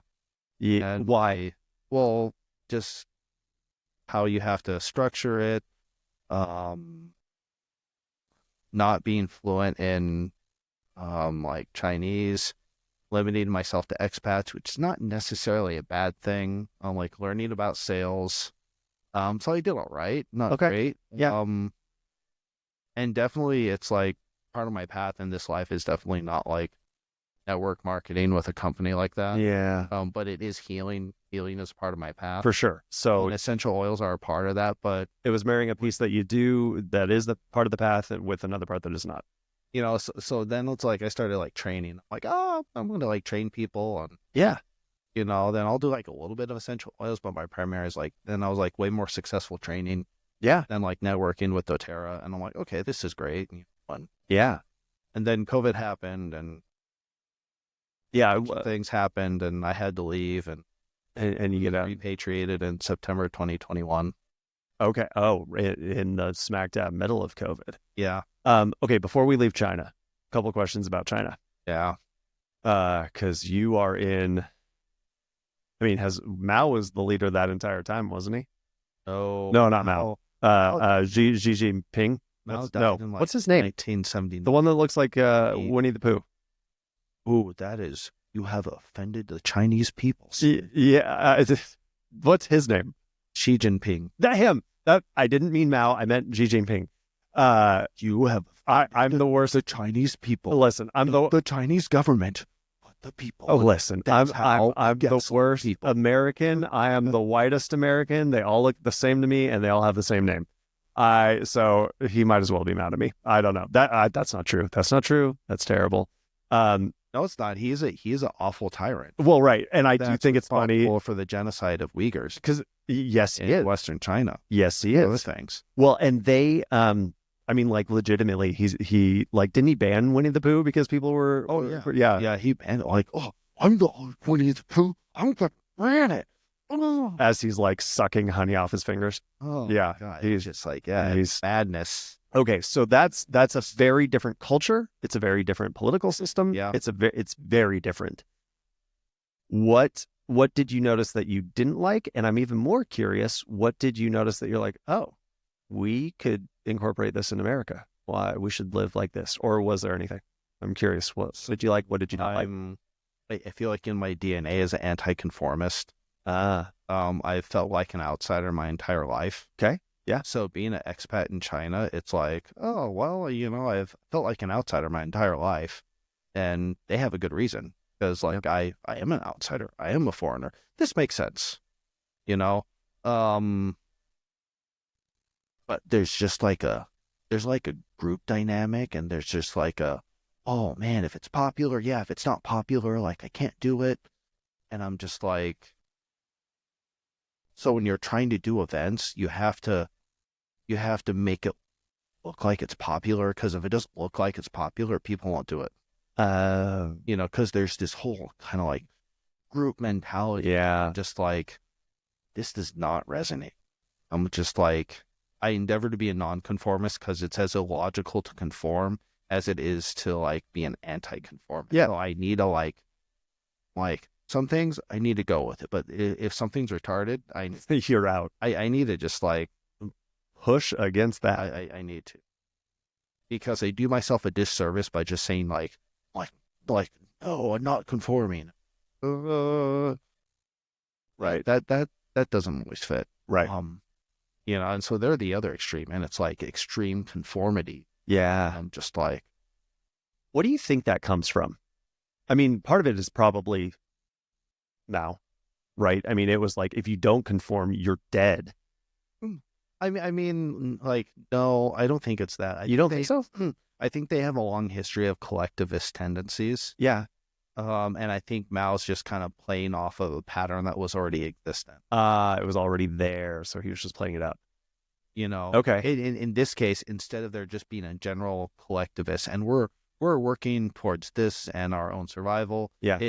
It's almost like you're rewiring like the collectivist like instinct and tendency in society towards like, we're the authority. So we can be collectivist, but it has to be our authority. That's where the whole quote unquote communist thing, because they're not really communists. They're communist in name, but they're an authoritarian oligarchy with a modified form of capitalism. Yeah. Controlled. Yeah. That gets messy. Well, and their history is funny because, you think of, at least I do, I think of China and I go, oh yeah, Chinese emperors, and they had these dynasties, and there was gas and like the Great Wall and fighting off the Mongols, right? Like all this, like they seem powerful and elegant, and disciplined. And then like, to me, and and I love history, and I don't know why I haven't filled this gap in my head. Then you have nothing. The Opium Wars are in there somewhere. And then you have Japan invading. Yeah. And you're fighting off this little island nation. And then post World War II, you've got the Maoist Revolution. And then they somehow morph from that form of communism to the People's Republic of China. That is what you just described. And I think of them currently as mostly peasants with those oligarchs. Like, am I that far off? Yeah, I mean, there's some of your dates are out. The Chinese Civil War starts like back in the late 20s and early 30s. Oh, okay. Yep. There was kind of like Russian backing, and the communists are almost defeated before the Japanese invasion. And the invasion of like Japan and mainland China allows the communists to like solidify their position. Yeah. And deliver the final blow after World War II. And so the People's Republic officially is in inception in 1949. And supposedly Mao was like, said, and then this is big, 中国人争起来了. And that's just like, the Chinese people have stood up. Did he really say that, or was it propaganda? I mean, it's probably a propaganda piece, but it's just like, it's one of the things. It's one of the Chinese people have stood. Yeah. Yeah. Like, did he really say that? I guess no one will ever know unless, time machine. Right. Or you try to remote view it, maybe. Yes. If that's your sauce. Yeah. But this was preceded by what's called the Century of Shame, and a century of like foreign occupation in China. Right. From the Opium Wars, which led to them having to give up Hong Kong. Yep. To Shanghai being divided by foreign powers. Britain was a really big part in this. Yeah. I think it was the British that was largely responsible for them, for like the opium addiction. Oh yeah. Crazy. Yeah. Did they, weird side note on that, something crazy like 95% of the world's opium, heroin, comes from Afghanistan. why was China where the opium war? Did they produce poppies? I'm pretty sure. Okay, And it produced opium. just curious. I don't know the link to Afghanistan. Maybe Afghanistan was a Well, I mean that's current, right? Currently, that's the ratio. So back in like historically, I don't know. Maybe the Silk Road. oh yeah, Maybe like in modern contemporary, it's like, oh, China, Russia, Afghanistan. oh yeah. Maybe that's it. Yep. Okay. No. Yeah. But communist China and communist Russia were not exactly friends. No. It was actually Russian support in Vietnam, not Chinese. Right. Yeah. China actually tried to like take over Vietnam in like 1979. There was a border dispute, and surprise, Vietnam won. Oh, For a country with so many people and such a rich history, it's kind of, I mean, it's kind of amazing that they haven't really only been at least in this current iteration, a global power until recently. if you look at the history of other dynasties, then for all intents and purposes, they're behaving just like another dynasty. Of course. Yeah. History doesn't always repeat itself, but it sure likes to rhyme. Yeah. Yeah. Okay. So a lot of weird stuff. What did you like? What would you take from it? You know, I like to say that people there, they're victims of tyranny, Yeah. Oh, well, I mean, most certainly. right? So I believe they're good people. Yeah. I should have spoken the language better. I was never fluent. Yeah. I learned enough to get by. Well, that's I mean, it's not Latin based. You are learning a different language. Those are the four tones. Ah. Oh, I didn't know. Maybe. Okay. Oh, cool. Those are the four tones. Okay. So yeah, the language is hard. I mean, the people there, you know, they're good people. You Yeah. know? The conformist thing really bugs me because I'm like really not that. Yeah. I think the food traditions throughout China still like maintained.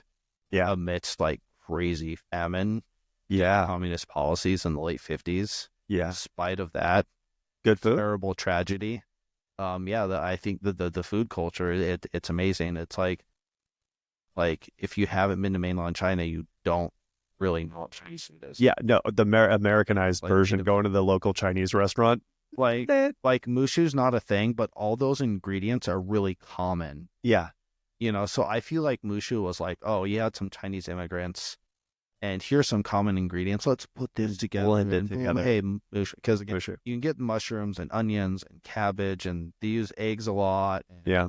there's hoisin sauce. They don't call it hoisin sauce. What do they call it? Plum sauce. Plum sauce. Yeah. Yeah. You know, so it's like, yeah, there's those pieces. In Xi'an, they've like dumplings that are like Oh yeah. this big. Yeah. This big. For those just listening, that was Like probably at least like 6 inches wide. yeah. So those are Xi'an. Oh yeah. Supersized dumpling. Dongbei, Northeast China, they use cilantro and cumin. Oh yeah. It's like almost but not quite Mexican stir fry. Brilliant. Yeah, that's like northeastern like style food. Yeah. Almost but not quite Mexican. It's like a few ingredients. This is Mexican stir fry. Yeah. You guys need to go to Mexico. Yeah. Link up. Northeast China, they buddies. need to go to Mexico. Mexico, they need to go to Northeast China. Mexican stir fry. Mexican stir fry. Oh, Yeah. that sounds delicious. Well, and that's, I mean, right. What's the saying? Something like, if you really want to get to know somebody, share a meal with them. Yeah, and like legit Beijing duck is amazing. Oh, yeah. Like in Beijing, Yeah. there's one restaurant there that's like close to the Forbidden Palace in Tiananmen, and it's like over 100 years old, and it's just like, I mean, there is Beijing duck in Shenzhen, but it's not the same. It's like you gotta do it. gotta go to the north. Like, you know, Beijing duck it's amazing. Why? What's it like? I don't know. You just got like crispy, looked like duck, and you have like spring onions, and you have like plum sauce, and you have like the rice tortillas, basically. Yeah. You know, And off you go. veggies, plum sauce, boom. Hey, Delicious. Chinese tacos, basically. Oh, yeah. Do you miss the food? I mean, not really, not with how sick I got. I was gonna say, yeah, that's a hell of a I'm combo. like, yeah, no. I would never want to eat anything ever again. Right? Yeah. Like to this day, lasagna. I mean, it would be nice if there was like clean food like that outside of China, but not. On the off chance you meet some people and you have to like, oh, this isn't. Give me the real stuff. Right. Yeah. They don't usually is not on the menu. No. Like, oh, I mean, I'm okay. I spent 9 years there. Moving on. Right. You know. Yeah. Give me the legit stuff, not the white guy stuff, please. Thank you. Yeah. Okay. So repatriating. That's not the way to say that. Yeah. Yeah. Repatriating. Yeah. What was that like? Ooh, that hits you like a ton of brick. Yeah. Welcome to America. Yeah. Welcome back. Ooh. After not being here for 9 years. Yeah. I mean, so public transportation's pretty good there, you know, so you don't need a car, you don't need car insurance, you don't need car payments, you know, you don't need gas. Yep. You know, you take public transit. It's okay. You get everywhere. No problem. You know? So I'm like, even to this day, I'm just like, oh, we do not have that, especially on the west side. Oh man. I think public transportation is I think it's a great thing. Yeah. You know, I'm just like, if I don't have to drive, like, yeah, gas. Yeah. Why not? Yeah, we do not have public transport. Well, and somebody made the point.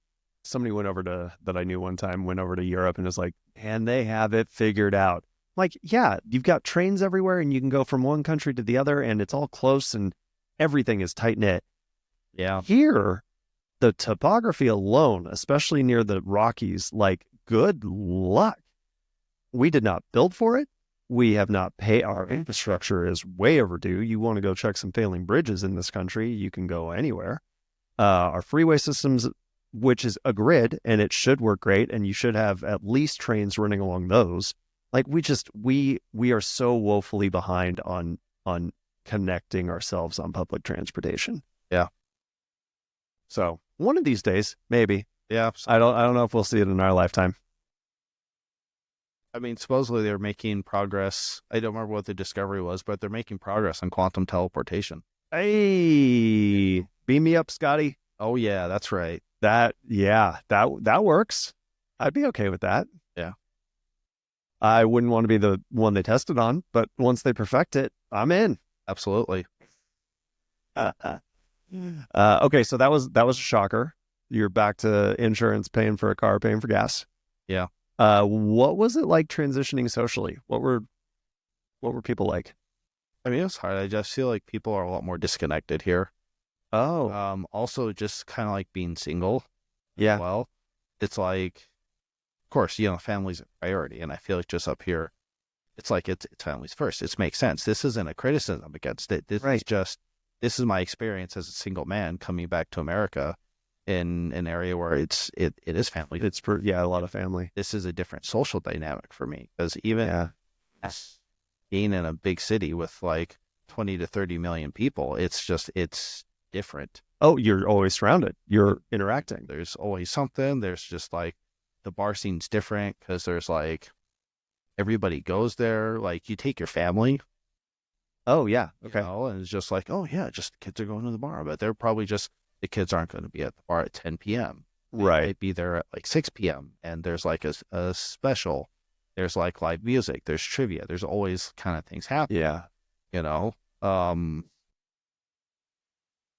It's just different. It's slower, and that's not a bad thing. It's nice. You get sick of the noise. Yeah. You know? Yeah. And so that the noise, and it's just exhausting. Well, and I've lamented. Do I feel loud all of a sudden? I feel loud. I'm okay. Okay. All right. Maybe I just got closer to the mic. They've talked about the third places disappearing, right? Because to your point, your first place is your home. So that's social dynamic. Second place is work, socializing there. And then the third place is going to be church. It's going to be the bar after work. It's going to be, it's that place where you gather outside of the home and outside of the work. Yeah. And we don't do that very well. No. And I'm like, I'm not big on the whole church thing. Yeah. And I don't drink.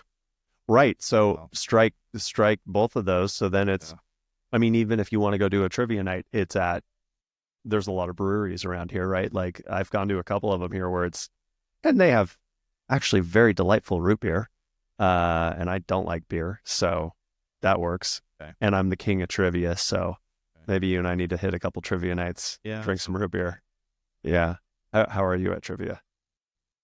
I'm okay. I'm not the best. People sometimes say, "Oh, you'll be good at trivia." I don't think I'm really good at trivia because there's not a lot of random stuff. I'm very like, what am I prioritizing? Right. You know? Right. You aren't going to know who won the Grammy for Pop Vocalist of the Year in 1995. Yeah. Which I have no idea, by the way. But James Earl Jones.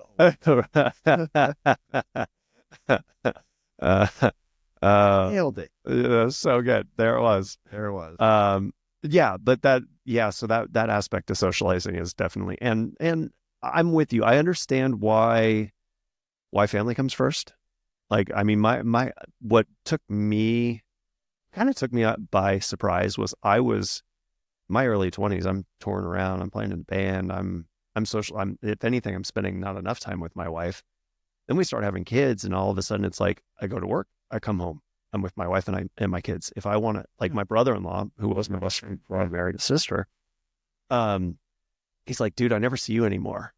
Can't you just like even hop online so we can play some Halo or something? I'm like, dude, I'm rocking my baby. I'm eating dinner with the family. Like all of a sudden I'm all consumed by family. Yeah. And a lot of the time it's not even necessarily like it's definitely not no, this is what I want. And it is, right? Like that's why you choose family. But I definitely still want to see my friends. I still definitely want to go out, but damn, like where'd the time go? Yeah. And so it does get hard. Yeah, it does. Again, and I'm not saying like, oh man, it's like I'm way more important. Like, well, I'm not. It's like, but that doesn't mean that you don't still miss people have spouses and people have kids. And, it's just like single guy. It's not a priority. It's like, well, what do I do? It's like, well, I go to work and I go home. Yeah. Yeah. I keep saying I need a, and I think it's coming together. I can feel it coming together, but get some, like, it'd be nice to have like a weekly guys night. Yeah. Just go hang out with the guys, do something. I don't know. And whatever happened to like softball leagues? I know we've talked sports before. Yeah. And we can talk it. But sports wasn't your thing.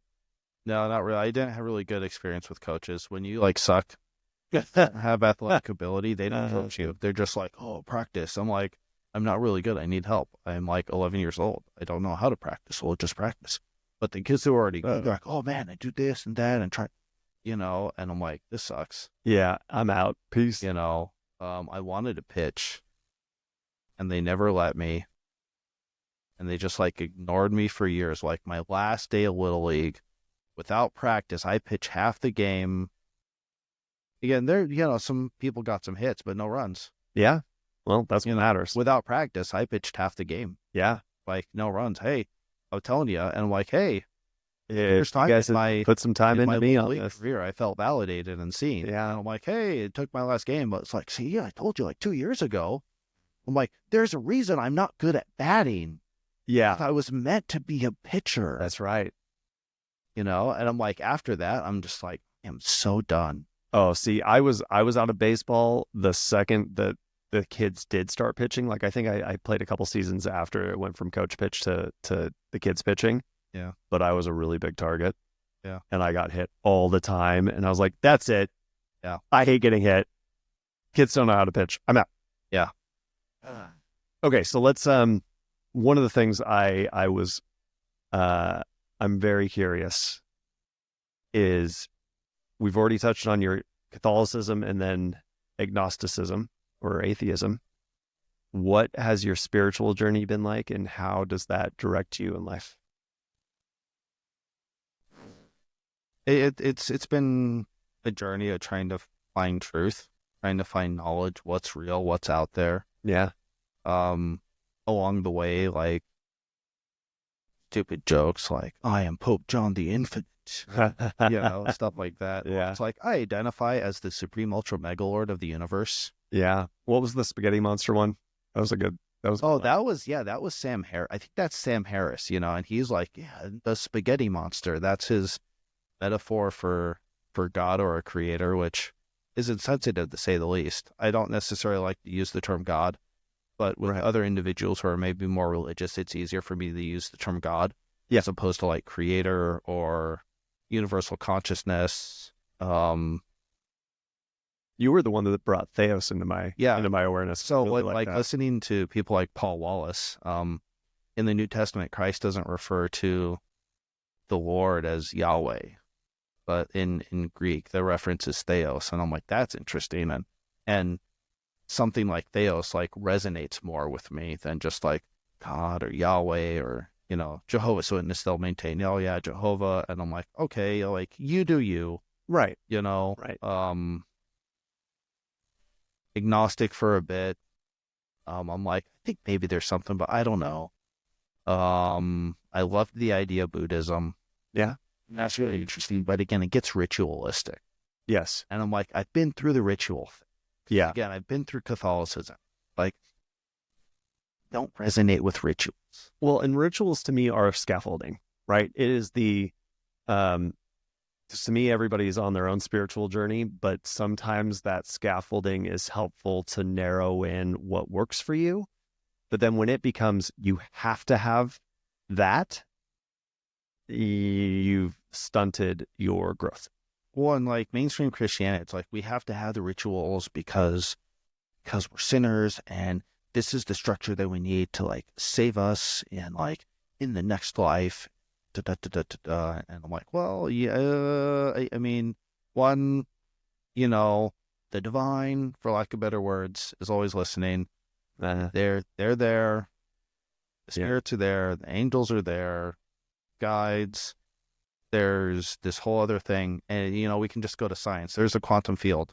Right. Entanglement's a thing. We're connected to the listeners. Yeah, this on a quantum level, which is way crazy. So with intention, we can kind of send out vibrations, and on this quantum level, vibrations from our bodies are interacting with them. Yeah, happening at the same time, and they're listening to them outside of a week from now, linear time. Yes, which means like particles from our body going through a quantum field outside of 3-dimensional time are interacting. So particles right now are interacting with future people. How does this happen? I don't know. I'm not a quantum physicist, but it's really complicated. Yeah, but this is like crazy. And then your mind's like, oh my God, like what's going on? And I'm like,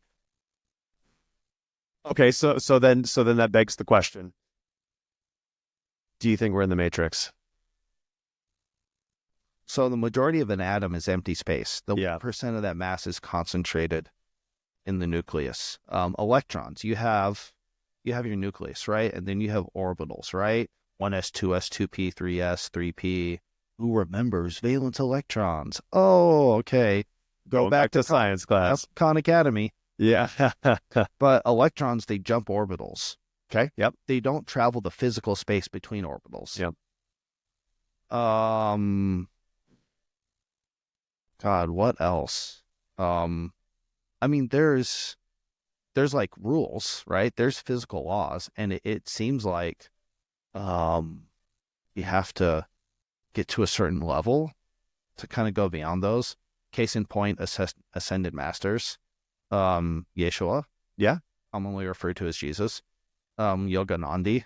God, who else? Mary Magdalene is a contentious name. The Catholic Church is like, he's a demon. If you go, and others are like, that was Jesus's wife. I mean, if you go into Gnostic circles, you could make the case through Gnosticism that she's an ascended master. Yeah. That's very contentious. And yeah, well, I mean, ask a group about another group's belief system and it is contentious. I mean, but then you could argue that Mother Teresa is possibly an ascended master. Yeah. Is it some sort of simulation? Like maybe to what end? I don't know.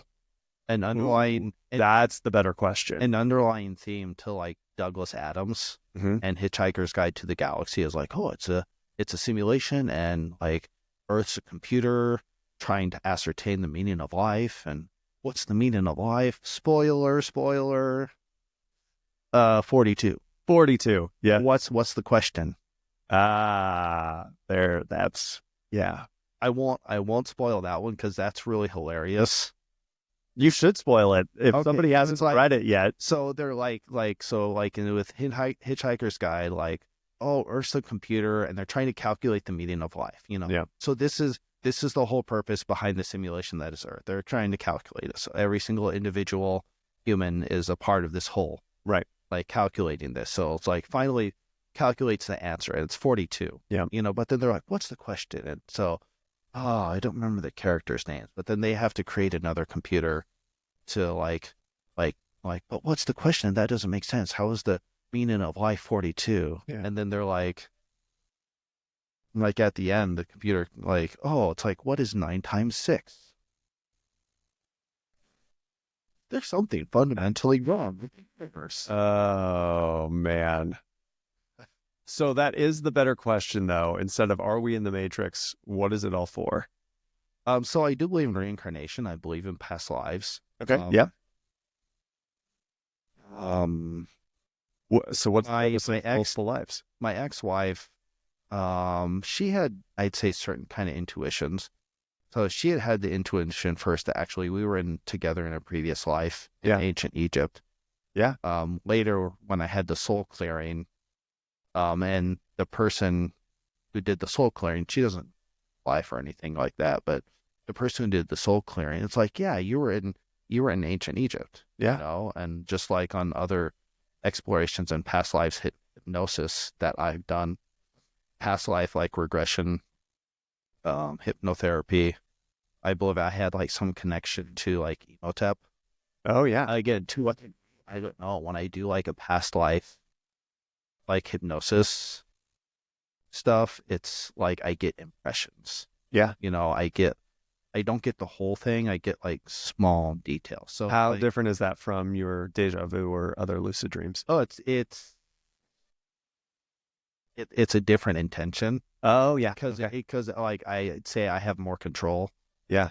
On the past life. Well, you're shown what you're meant to be shown. Yeah. You're shown it's like, for some reason we can't show you everything, but we can show you some things. Right. You know, it's like, it's almost like if you're shown everything, then something maybe breaks down or something, or we're not meant to, or it would cause too much chaos. It leads to it can lead to some series of reactions, or maybe a breaking reality. I don't know. There's like a lot of possibilities, and I'm not sure why. Yeah. It's like, why is there the great forgetting? Why do we forget about our Oh, I like that phrasing. Like, I've never heard it called that. That's cool. I know it's like our existence of our physical bodies maybe doesn't necessarily match our consciousness. Yeah. And it's like, for our consciousness to function, maybe there's just like our physical bodies like don't have the bandwidth. I don't know. And again, nothing I say is like fact, and I'm like, these are possibilities. Right. You know, but at some point we do have some sort of capacity to remember some amount of past lives. And maybe it's not even a capacity thing. Maybe it's just like, I know other channelers who supposedly commune with people on the other side and are just like, well, everything that happens is like, we make a soul plan. Oh, and so everything that happens, actually, we planned. Yeah. So all your challenges, all your trials, all your tribulations, the good, the bad, marriage, divorce, whatever, that was planned. Like, okay. For the purpose of? It depends. Everyone has a different goal. Okay. Everyone has a different mission. Yeah. You know, and it's, for lack of a better word, so it's like trying to experience physical life for whatever reason. Yeah. You know, for everyone has a different purpose. Yeah. And to be like, oh man, you know, this would be fun. Let's do this. Let's do this. You know, you gotta like hit me. I want to be in a really bad car accident, and then this is going to like cause this thing, and then these things are going to happen. It's like, oh, okay. Why not? Yeah. Yeah. Well, and going back just a little bit, you had brought up the quantum entanglement piece. I think that might play a part in the past life regressions and remembrances. Is you why wouldn't you be entangled with yourself? And so that feedback. So if time is not linear, then our past lives and future lives are all happening at the same time. Right. Right. Yep. You're right. You're gonna have some wait. bleed over. Yeah, that's the right term. Yeah, which is funny. So we're in this incarnation now, but at the same time, you know, multiple past lives are happening at the same time. Right. But then also there's a future you. Yes. That's also happening. Yeah. But then you can superimpose, I guess, different realities on top of this. Yep. You know, and it's like, that gets even more complicated. So then, is there an endpoint? When's the tap out of, or is there of, I don't want to do this earthly life thing again. Is there something else beyond that, or do we keep on putting new skins, new faces? And well, to ground this in something that's familiar to people, the laws of thermodynamics. Energy is not created or destroyed. Right. This is a certainty. Yes. Now, where that energy goes, insert religious belief. Right. Insert spiritual belief. Yeah. Insert scientific belief. Yeah. You know, so you can go with that where you will. Something happens to our energy. I believe we do exist as energy. Yeah. So it's not the end. It's again, we go back to living our lives as energetic beings. Yeah. Oh, I like that. To what extent? To, I guess, kind of take a break from physical existence. Yeah. Before we go back again with a different plan, trying to solve different problems. And some say we have like a debrief, you know, with someone or other beings after we die. And these are from other people who channel from the other side, and they talk to other beings. Take it with a grain of salt. You know, it's like, okay, this life, da, da, da, da, da, da, da. It's like, oh, did we, how close did we get? Right. How close did you get with what you were trying to accomplish? Well, da, da, da, da, da, da, da, da, da, da. And it's like, okay, and cool. All right, moving on, relax a little bit. You're going to hang out on the other side, and you're going to develop another plan. Reincarnate again. Yeah. Another John I had on, he was talking about how this is going to be his last iteration here, and how his wife had been sent, so kind of that soul contract concept that you had mentioned, to be his, can't remember the exact phrasing he used, but something like his guide and his, help him make sure that he finished up whatever it was that he needed to finish up. Yeah. And man, the universe is so vast, and there's so many stars, and there's so much. I mean, again, with quantum physics, what is distance, right? Like, you could be on the completely other end of the universe with our souls, right? Our energy, whatever that is. Yeah, I think this is where a lot of people end up liking the certainty of the scaffolding, right? That idea of, okay, I'm here, I've been saved, or I've done the things that I'm required to do to make it to heaven, or however they want to phrase it. And after this, I'm clouds, going to heaven. It's going to be nice. Yeah. And my thought back to that has always been, man, but at some point, aren't you going to get bored? Right? Even if you have perfection, at some point, aren't you just going to be like, it's only so long I can hang out on the clouds. There's only so long I can get fed grapes by angels. There's only, right? Like, so wouldn't you at some point want to go back into the crazy? But there's so much, because that answer, the what is the point and not having a definitive answer to what is the point, it makes people uncomfortable, because the unknown makes people uncomfortable. At least that's what I think I come back to on the, like, there's a reason we have forgetfulness. There's what was you used a beautiful term. The great forgetting. The great forgetting. And the main answer that I have to that is that, well, if you remembered everything, then have you like,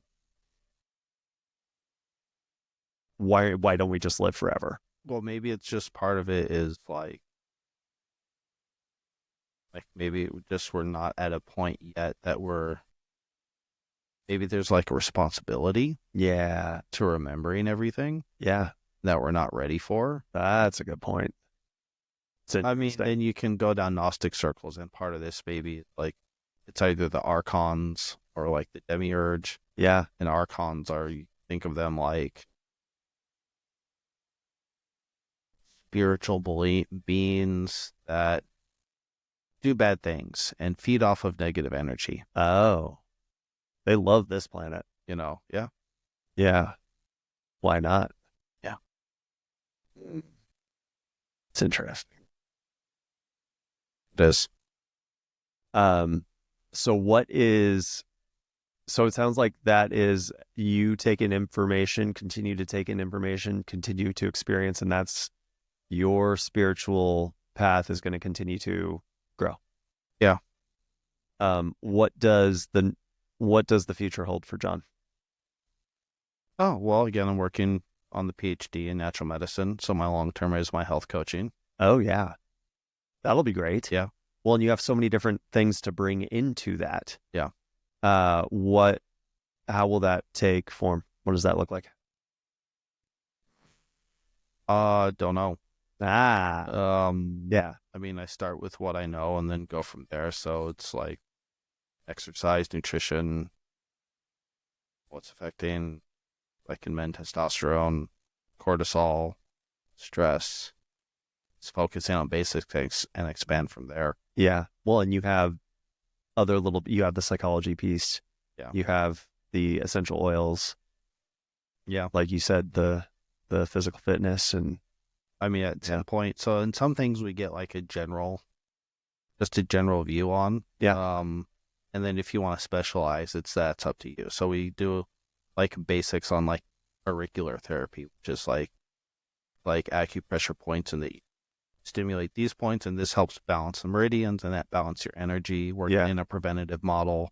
Yeah. The idea is that like dysfunctional patterns in energy manifest before disease. And so you're doing this to manifest, like, David, that's part of the things that he does, right? He's going to do the pulse diagnosis, and he's looking for dysfunctional energy patterns that are a precursor to disease. Yeah. So when you see someone like David and taking the pulse, doing the acupuncture, and he's like balancing these, and there's a physical thing to it. It was a Korean researcher used an acrid orange staining technique to highlight these corpuscles in your lymphatic system. I was the lymphatic. I was trying to remember and bring that into Emily this morning. He uses a different term because at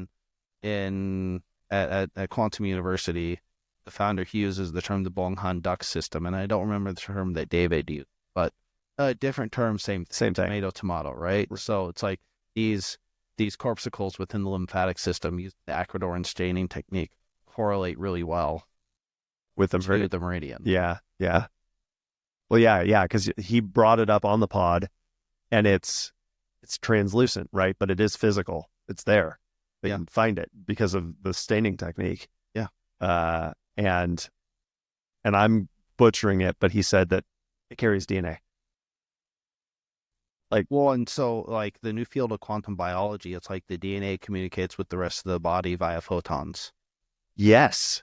Right. Well, and you and I were talking about that before, and David brought it up on the pod, how they open up, let in the photon, lock it back in, and then they release it. And so they have to unwind again to let the photon out. And like, what are the quantum physics implications of that? Yeah. And it's like, you can think I'm crazy. I mean, so you can look up, it's like, what's the term, like vions?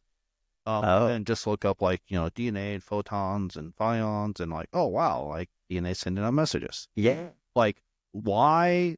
To what extent? Like, well, how exactly do it through photons? Yeah. What is it about? Well, and I've said, Rachel goes, you've said that on every single one of your podcasts. I didn't say it on Emily's, so my mistake, but I'm going to bring it in on this one. Energy is information that vibrates. And if it's a photon, it's light. Do you want any more energy than that? That sucker's vibrating with all sorts of information. Yeah. Yeah. Well, okay, so I'm curious. Because you brought in the intuition piece, and it was kind of cool talking to Emily because the way that she perceives and interacts with the world is highly tactile. Okay, yeah. And mine is highly music driven. If you had to put a label on your interaction with reality, what's the sense, or what's the way? Visual and kinesthetic. Ah, yeah. How does that manifest? Look at stuff and do stuff. if we're keeping it simple. Yes. Yeah. That's a simple way to distill that down. Yeah. Yeah. The looking at is interesting, right? That's I'm always fascinated by those that are visual learners or auditory learners or right. Yeah. Observe. Yeah. So you're an observer. Partially. Yeah. Yeah. And then the kinesthetic piece. Yeah. Got to do stuff. Yeah. That's cool. I've gotten more auditory over the years. I used to really struggle auditorily. Like listening to stories was difficult. Okay. Yeah. For the longest time. Although I believe keto is not a good long-term plan.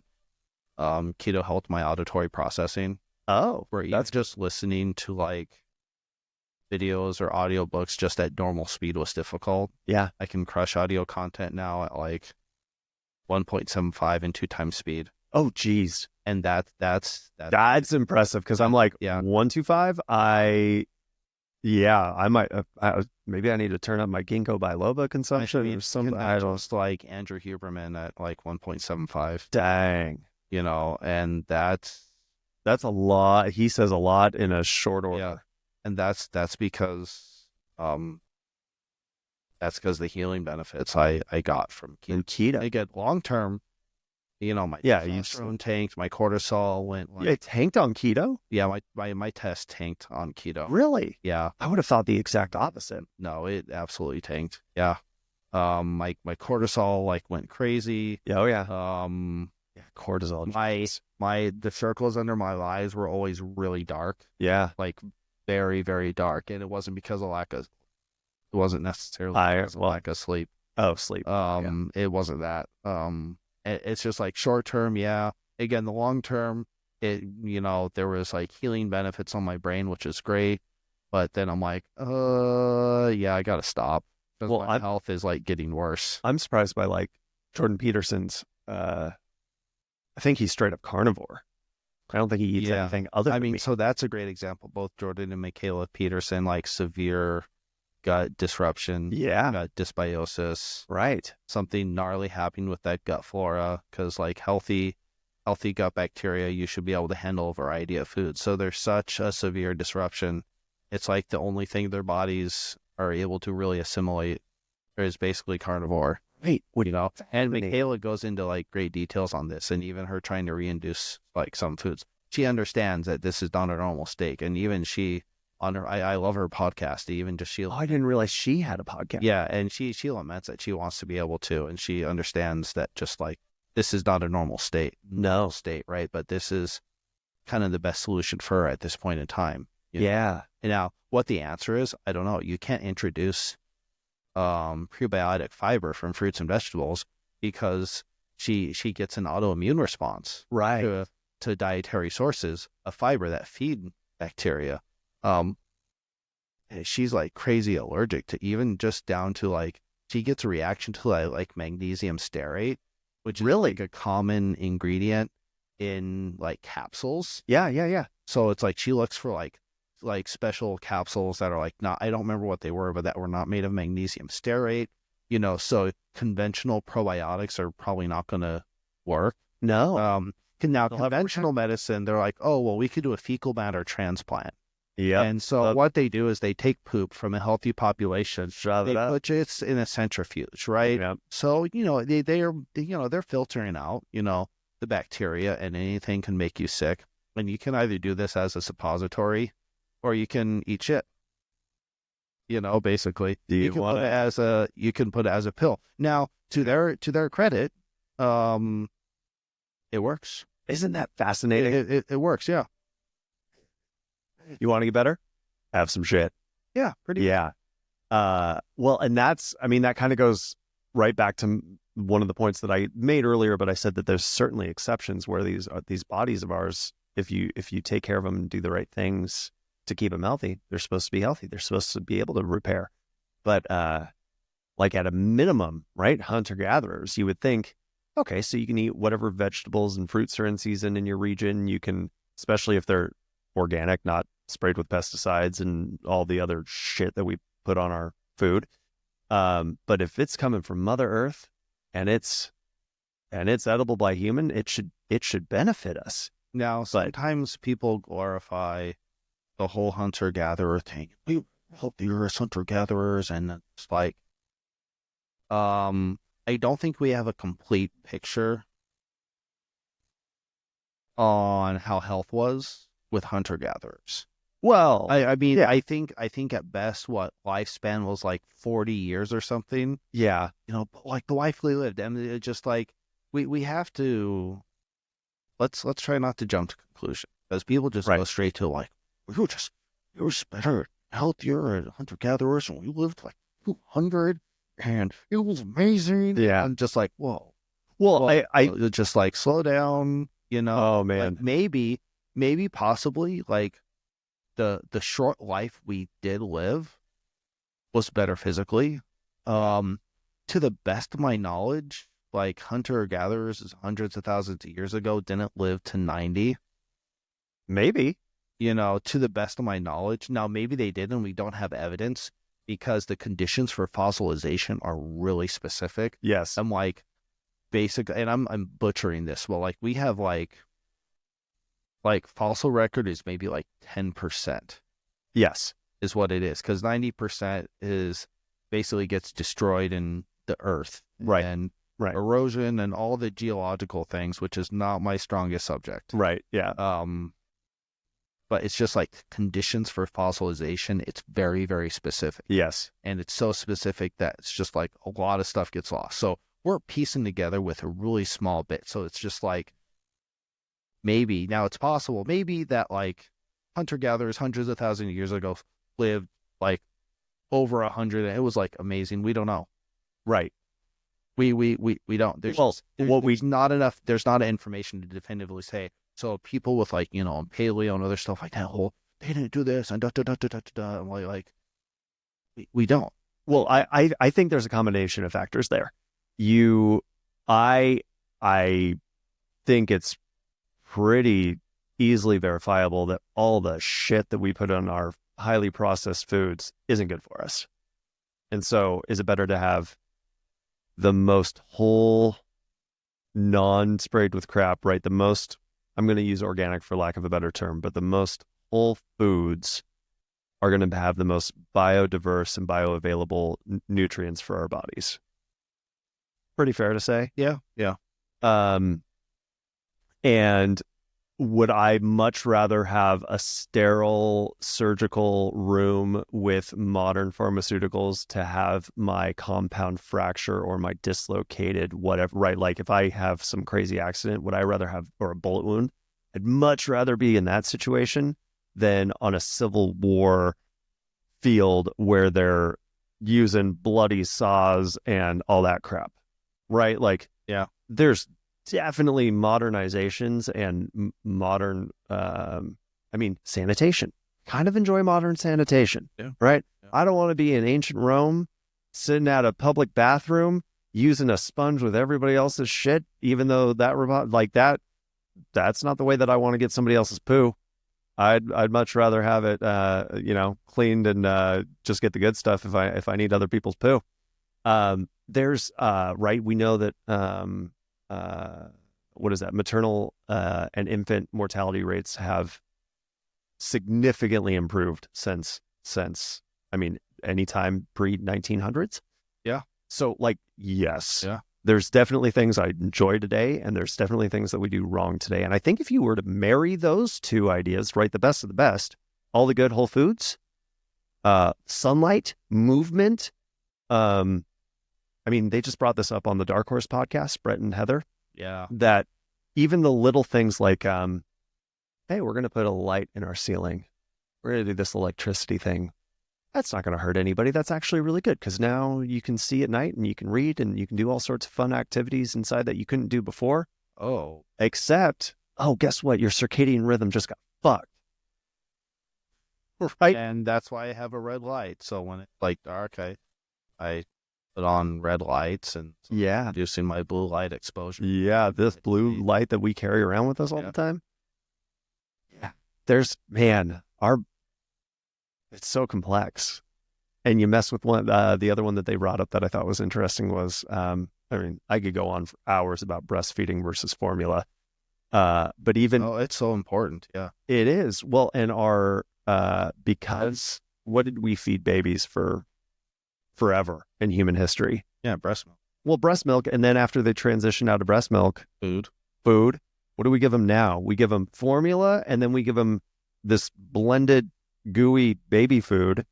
Yeah. And you want to know why you think people had jacked up teeth throughout history? No, that's not how we evolved. That's not like our teeth are supposed to be set in a specific way.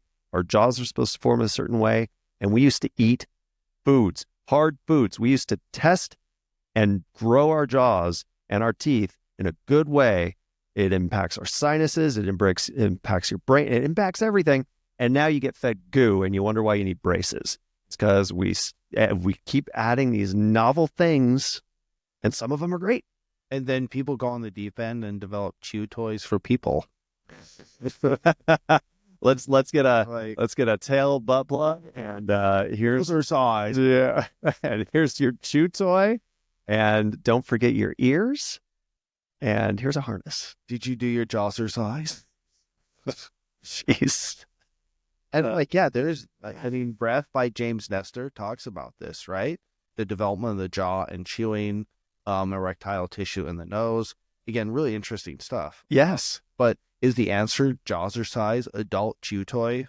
Oh, man. I don't know if this is the answer. No. I mean, I don't know. You know what? Show me your peer-reviewed scientific, article on the efficacy of Jawser size. And then that's just one.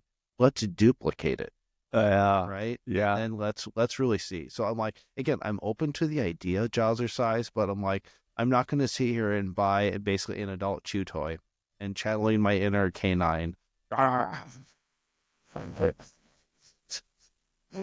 Oh, in one reality, this is super popular. It's like, and I'm imagining a reality where this is just a common thing. Everybody does it. People have like their human chew toys, and everyone's at Starbucks and they're like, yeah, but see, then you would be ostracized for being the anti.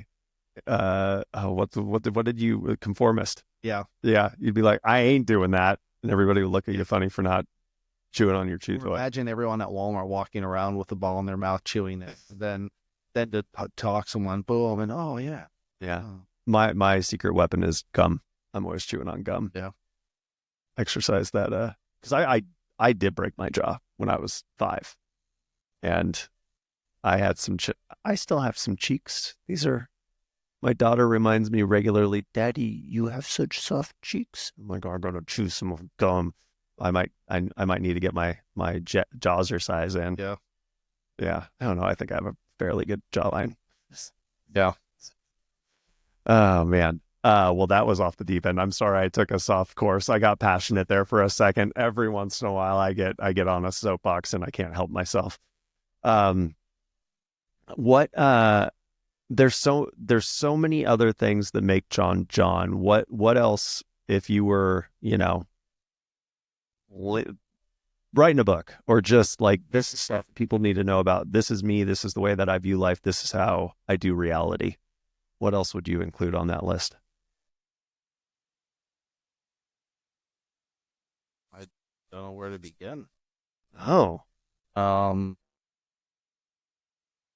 I believe my path's a healer.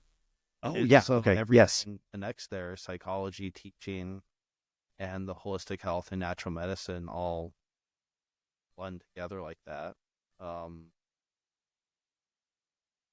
I've done martial arts. Oh, yeah. We didn't even touch on martial arts. I've got a second degree black belt in Kembo. Yeah. It's the first American mixed martial art. Started in Hawaii in the 1940s. It's a mix of karate, judo, jiu-jitsu, kempo, kung fu, and boxing. That's so awesome. Yeah, a guy punched me when I was 13, And you said, nope. and I'm like, oh, this sucks. Yeah. Don't want that to happen again. Um, Well, and you said double black. no, second, not double black, no, second degree. Second, what's the difference between second? Is double black even a thing? Like, what does that mean? Like, typically when one gets a black belt in a traditional martial art, that's like considered a student black. Okay. Most systems, it's like there's like 10 degrees of black belt. Yep. First, second, third, fourth, boom, all the way up to 10. Okay. Usually 10th degree is like a title reserved for either the founder or like the most senior Practitioner of, yeah. you know. Okay. Teacher. Yeah, that's different than practitioner. So, yeah, there's that. But then, if I remember correctly, that's not a path that you're still pursuing. It's not. No, like, a good portion of my life, I identified as a martial artist. Yeah. So part of my growth as an individual is like, I had to go through, I think, what I call an existential death. So like John the martial artist had to die. Yeah. For me to, I guess, go on my path. Yeah. Well, I mean, and being the warrior versus being the healer, those are two diametrically opposed. I don't know if that's true. I don't think so. I think there's more similarities than there's discipline. Yeah. And you can be both. Yeah. But it's not just a strong intuitive feeling that this is not my purpose in this life. Yeah. Be the martial artist. Right. But I'm grateful for it because it's like it taught me how to move my body. It taught me kinesthetic intelligence. Yeah. Where sports didn't. Right. And I had terrible experiences with coaches. I had coaches that just coach and like, oh, you suck. Right. Well, and that does not work in martial arts. If you have a trainer, is not the right word. Master? Teacher? Yeah, teacher. That doesn't see you and train you, then, I mean, talk about failure. That's not going to cut it. I mean, and there's like BS awful teachers out there. Of course. I mean, in any discipline. Instructor. Yeah. Okay. But you thankfully had a good one? I had a really good one. Yeah. That's awesome. Yeah, it was. Do you stay in touch with them? I do. It's sometimes difficult to stay in touch, and I'll try to send a message, and maybe he responds in a few months. That sounds like me. I'm the worst. Public service announcement. You are trying to get a hold of Brandon. I mean, it's okay. It might be months. It's okay. I send him a message. And he responds when he responds. Yeah. That's good. But good teacher. And helped you, I mean, discipline and coordination. Yeah. Get in touch with your body. Sometimes people just assume I'm athletic now, and I'm like, oh, naturally, my family's got, things that run in our family, and athleticism was not one of them. No. So, but you flip that script. Any semblance of athletic ability I have, it's due to martial arts. Yeah. Well, and even though you're not still pursuing that actively, do you practice movements? Do you not at the moment? Okay. I also trained at Wing Chun for like 5-6 years. Okay. And that was the style Kung Fu Bruce Lee did. Yep. Before he started studying like boxing and wrestling and judo and stuff like that. Yeah. I've done some Philippine martial arts. And these have a lot of sticks. Yeah. You're using the stick as a simulation, like for a sword. Yeah. Sometimes I miss it, but it's just like it's not my path. Right. No. Yeah. Could you see? You said that there had to be a death there. Could you see a potential resurrection at some point in your life of it? Yeah, but it can't be my identity. Right. Okay. No. Yeah, it can't be. That's okay. Yeah, that makes sense. I mean, the good thing about being underemployed, when I graduated, I was probably spending 20 hours a week on martial arts. Oh, yeah. So that was the benefit of, You had time to dedicate like, to I it. had time. Yeah. Yeah. There's that time thing again. Yeah. Interesting. Um, the healer's journey, you've had so many, there's that physician heal thyself, right? You got motivated by learning martial arts through getting punched in the face. You've had a lot of touches with people being unhealthy, right? Your mom, an unhealthy marriage, depression in your life, anxiety in your life, wanting to. I think it's funny how we end up, the demons that we face are the ones that we want to help other people with.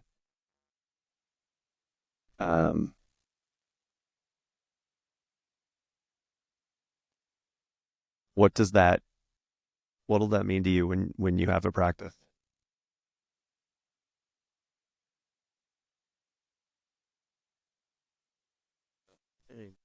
Oh, I think something different on every person. Yeah. Yeah. I mean, it's nice. Just a trainer at the moment as I work towards I think that's underselling yourself. my goal as a healer and my own health practice. I have helped people overcome osteoporosis. That's cool. Nothing really complicated. It's just let's eat more protein and lift weights. It's funny because that you say that like it's not complicated, but for some people that's a revelation. It works. Yeah. Again, disclaimer: this is not meant to be a diagnosis or a suggestion for treatment. This is just an example of what clients have done. Yeah. You know, they have osteoporosis, and it's like, oh yeah, I know you should lift weights and do weight-bearing exercises. It's like, well, and again, it took time. They didn't get over it in a day or two or a week or a month. 6 months of consistent training and eating, and then they go to the doctors and, oh, hey, no more osteoporosis. Yep. It's like, oh, okay. Wow, look at that. Oh, gosh. But the intention there is not like, oh man, we're trying to replace this treatment. No, we're just like, the intention is like, we're focusing on what we can do. Right. This is what we can do. We can lift weights. Yeah. We can do the machines because we're older. We have limitations. Right. We can eat protein. It's important. Acids are super important. Protein gets broken down into acids. They get used in like everything in our body. Protein. Hey, have you eaten your protein today? By the way, eat some more protein. Yeah, protein synthesis. This helps the bones. Minerals. This helps the bones, right? They adapt to the stress. Boom. It's a process. It takes time. This is basics in exercise science, right? You look at protein synthesis and weight-bearing exercises, and there's like a bajillion amounts of information out there. Again, we're applying basics here, so it's like, what does it look like when I have a practice? Like, I don't know. I want to help people. Yeah. That's what it looks like. Now I don't know. Well, but you've accumulated so much knowledge that I think you're underselling yourself there, because these are a lot. It's amazing how much people don't know and how much false information people have. My favorite, and I just said this earlier on Emily's episode, I was well over 600 workouts with my brother. Yeah. Who is a personal trainer, who I would check in with at least once a month on how are the workouts going, what are you like, all that stuff. But as soon as you came into my life and we started training, I'm like, holy shit. There's so many different things here that I'm over 600 workouts in. I've made progress. I feel good about myself. There's all these things. And it's like somebody just ripped the curtain down and, whoa, I didn't know that was back there. This is so cool. And it has been so helpful. And it's stuff that it's stuff that anybody should know, but you bring so much knowledge, so much information. And I think one of the best things that you bring is that you care. And it just, so as publicly as possible, thank you. Thanks. Yeah, it's really remarkable. The more you know, the less you know. Oh gosh, I'm so glad. One person I like, Dr. Andy Galpin. He's got a 2-part series on the Andrew Huberman show. So anyone who wants here's like exercise science in a nutshell. It's like that's your 12-hour bachelor's degree in exercise science. I'm glad you brought that up. The Andrew Huberman 6-part series with Dr. Andy Galpin. He distills all training down to this right here. Yep. Do 3 to 5 exercises for 5 to 15 reps. Yep. He's got 20 years experience. Boom. Researcher, exercise scientist. He's got the lab. He helps athletes. One of his basic recommendations, 3 to 5 exercises. Yep. 5 to 15 reps. Well, and I like how he even distills that piece down where, what are you after? Are you after hypertrophy? Are you after this? Are you after that? And so there's some tweaking in each one of those. There is, yeah. Yeah. But to your point, he is so well studied and distills that information down into such a consumable manner. Yeah, it's been, I mean, that came out 3 years ago on Huberman. Yeah, maybe a year or so. Yeah, something like that. But I remember I listened to it. I keep favorites, I bookmark ones that I really like. And I listened to that one once when it came out. Like, I'm going to need to go back to that. I think that's my reminder right there. I need to go back to it. Because we need good source of information from who are not roided up. Yeah. I mean, don't get me wrong. Everyone on sauce is working their butt off. That's true. So it's not meant for me to disqualify like the pain, sacrifice, and the work they do. They're just also doing sauce to let them recover and grow. And you want, oh man, when you're doing something like that, you are stealing something from somewhere that's going to have to be repaid later on. I mean, yeah, there's consequences. Yep. Although what's funny is some guys, they'll cycle off. Yep. And they'll be fine. Yeah. And there's some guys, they won't even do half as much and their testosterone is tank. Mike Mutzel, high intensity health. Mm-hmm. He did like a low dose of Dianabol back in college, like 20 years ago. Okay. And he wasn't even doing a lot. Yeah. He wasn't doing near as much as some of the other guys. As what these other, bodybuilders do. And his test is on the low end. Oof. And he didn't even do he didn't do a lot. He didn't do a long time. He did it was like a 8-week cycle or something and a pretty low dose of Dianabol. Yeah. Yeah. And he's in the normal side, but he's the low end on the normal. And he's dialed in. He's a health influencer and he's got his own brand of supplements and, pasture raised, pasture finished meat, organic veggies. He's got chickens in his backyard, so he's doing all the things. Yeah. He works out, red light therapy and cold exposure. He does all the things. Yeah. Test, on the lower end. Oh, that's, you and I have talked about this. I'm totally I'm adding to that. You said cold exposure and that just, boop. I couldn't for the life of me remember what the right order was for cold exposure and sauna in comparison to when you're working out. And it's on the Galpin episodes. They bring it up. You're supposed to heat after a workout because it's an added stressor that something with the proteins, it does that. Where if you cold expose right after a workout, it stunts it. Oh, you're gonna oh, here we go. Okay, tell me, what did I get wrong? No, it's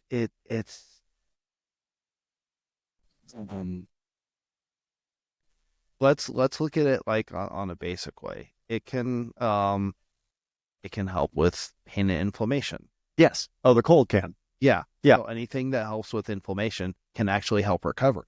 So Yeah. if this is helping with pain and inflammation, and this is helping with recovery, then you can potentially do more volume as a result of the more efficient recovery.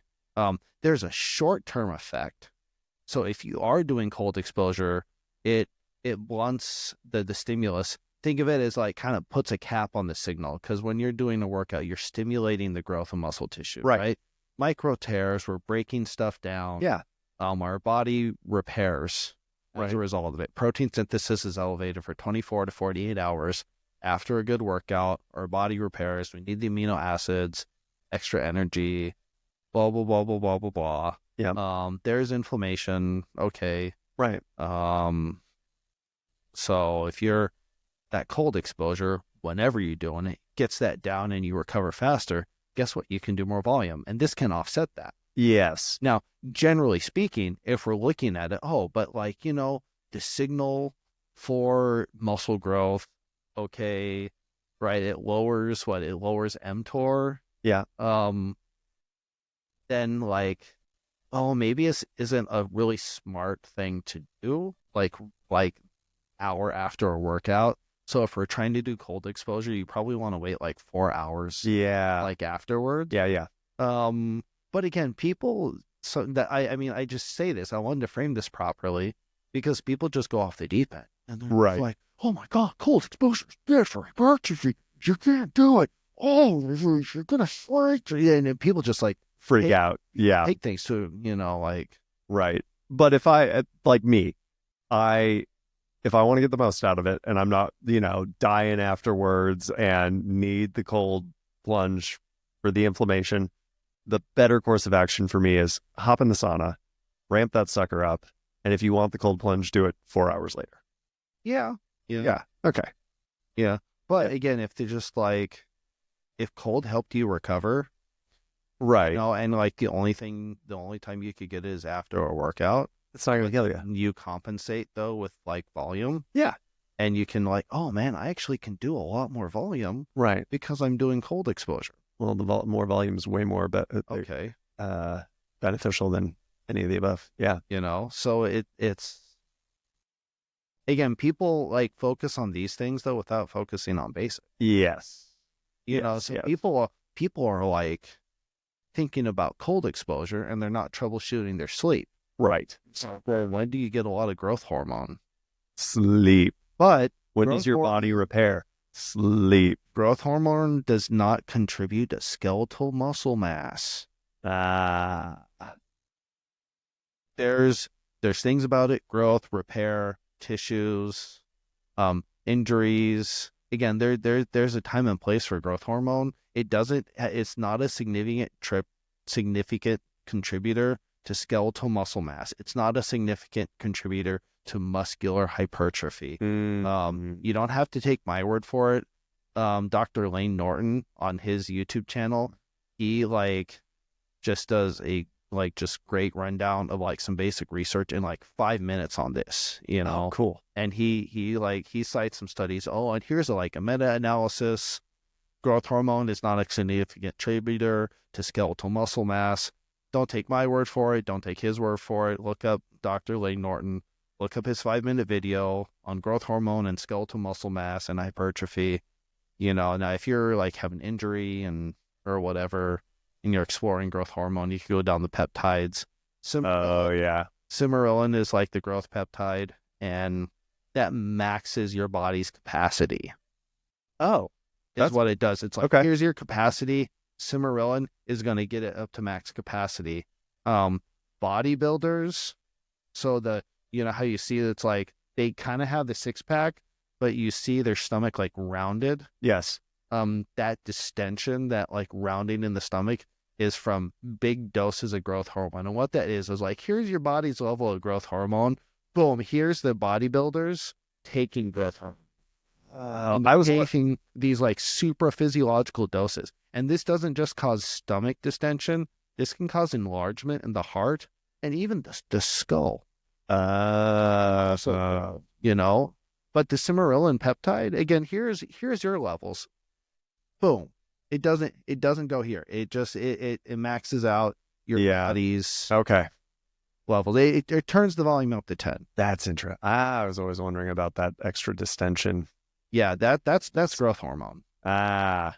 Okay. And then it's like, then pair this with the research that like Dr. Lane Norton cites. It's like, well, if growth hormone is not a driver of hypertrophy, then what are we doing? Why are bodybuilders even doing it? Well, maybe it can potentially help with the joints and inflammation, and maybe possibly tears and other stuff like that. I don't know if there's any links to like growth hormone and stem cell production.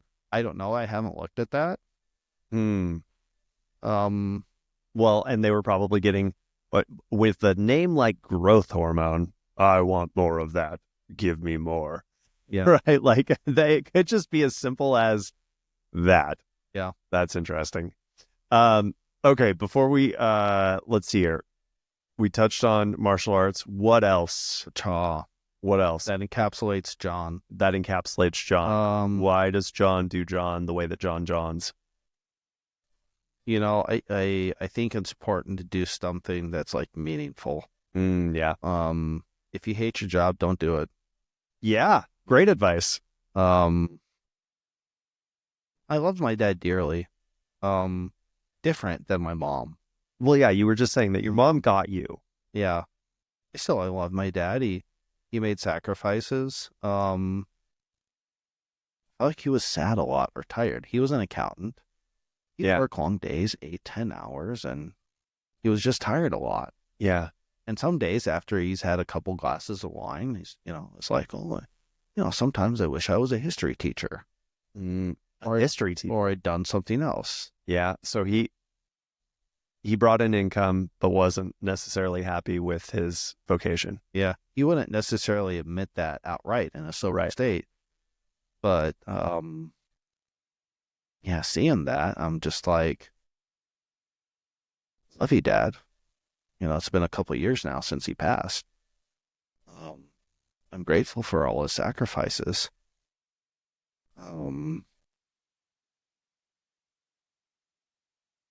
Sometimes I wish he had like quit. Yeah. Sometimes I wish he had quit accounting. It's like, what? Quit, Dad. Yeah. Do something else. Go be a freaking history teacher or whatever. We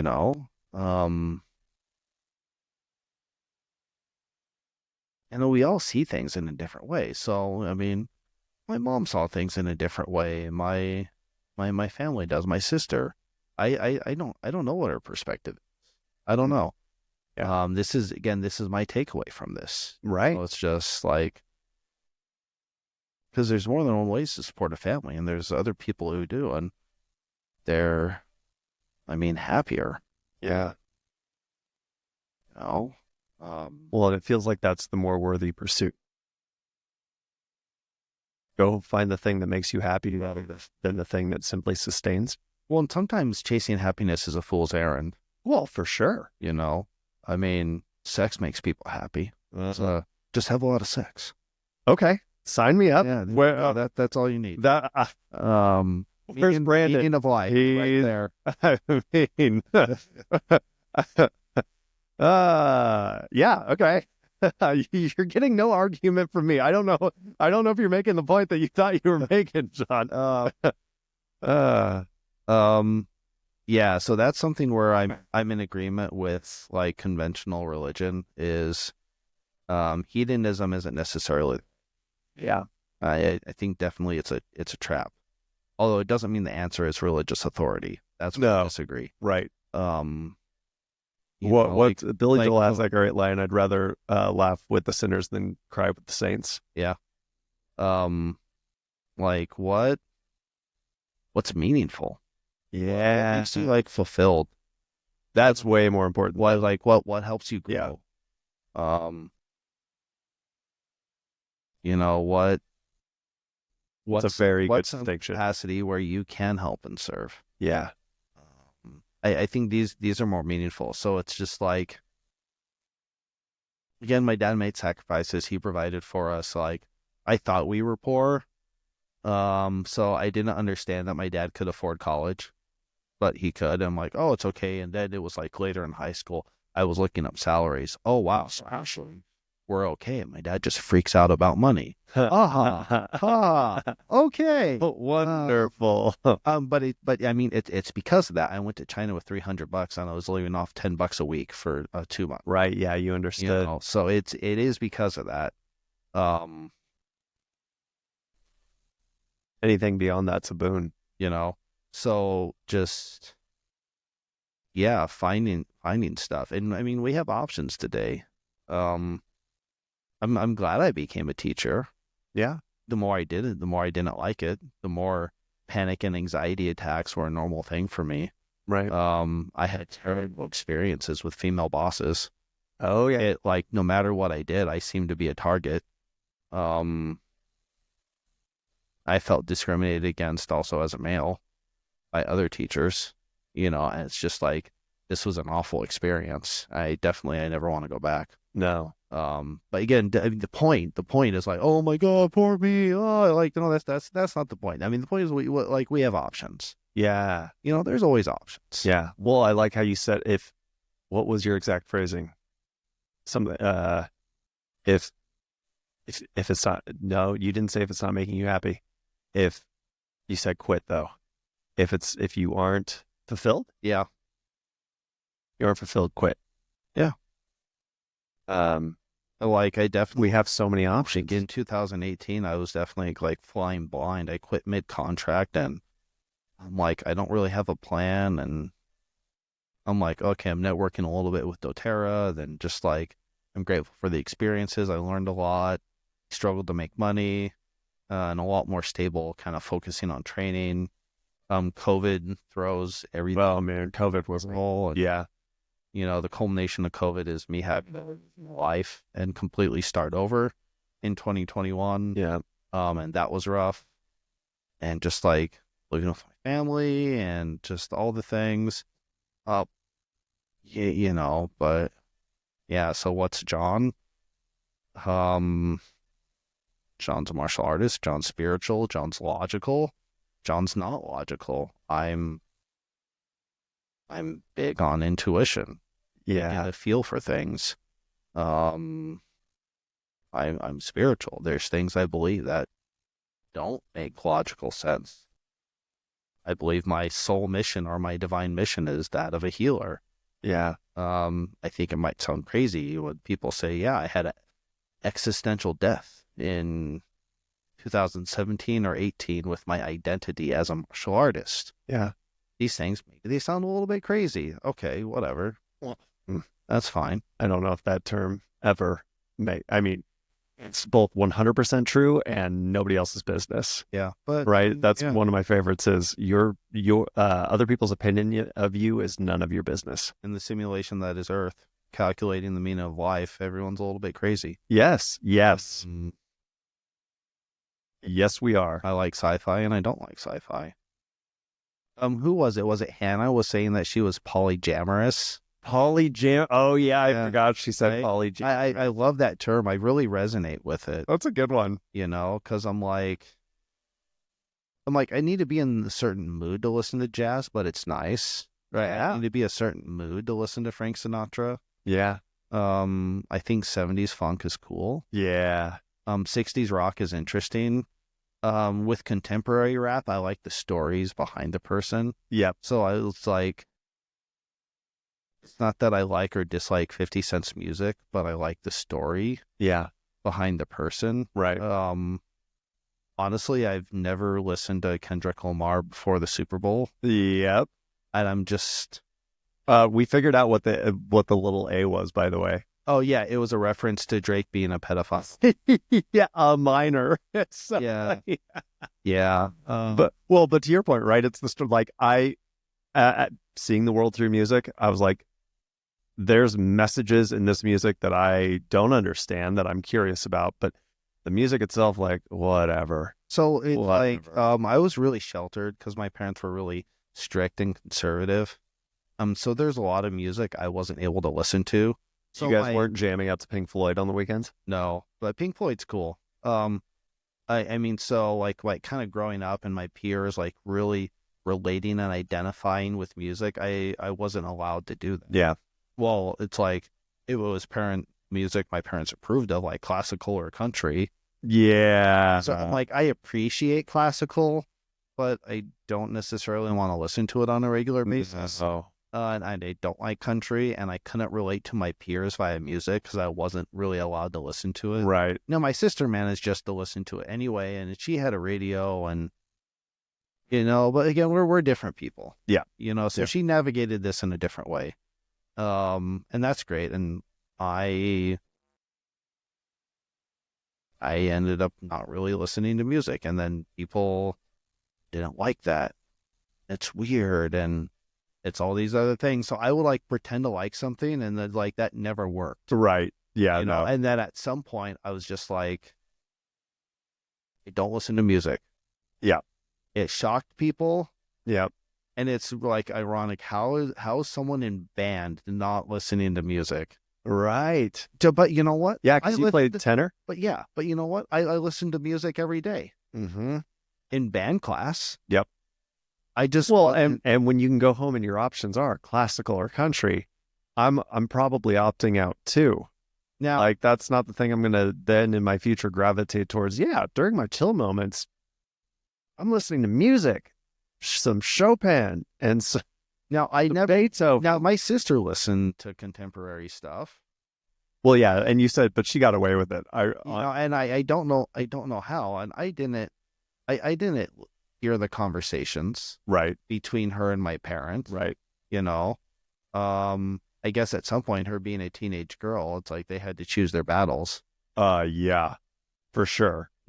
That's definitely well, and like my uncle was rebellious and in a band and did all the things, and my grandparents were very loose with him. My mom, holy strict Batman.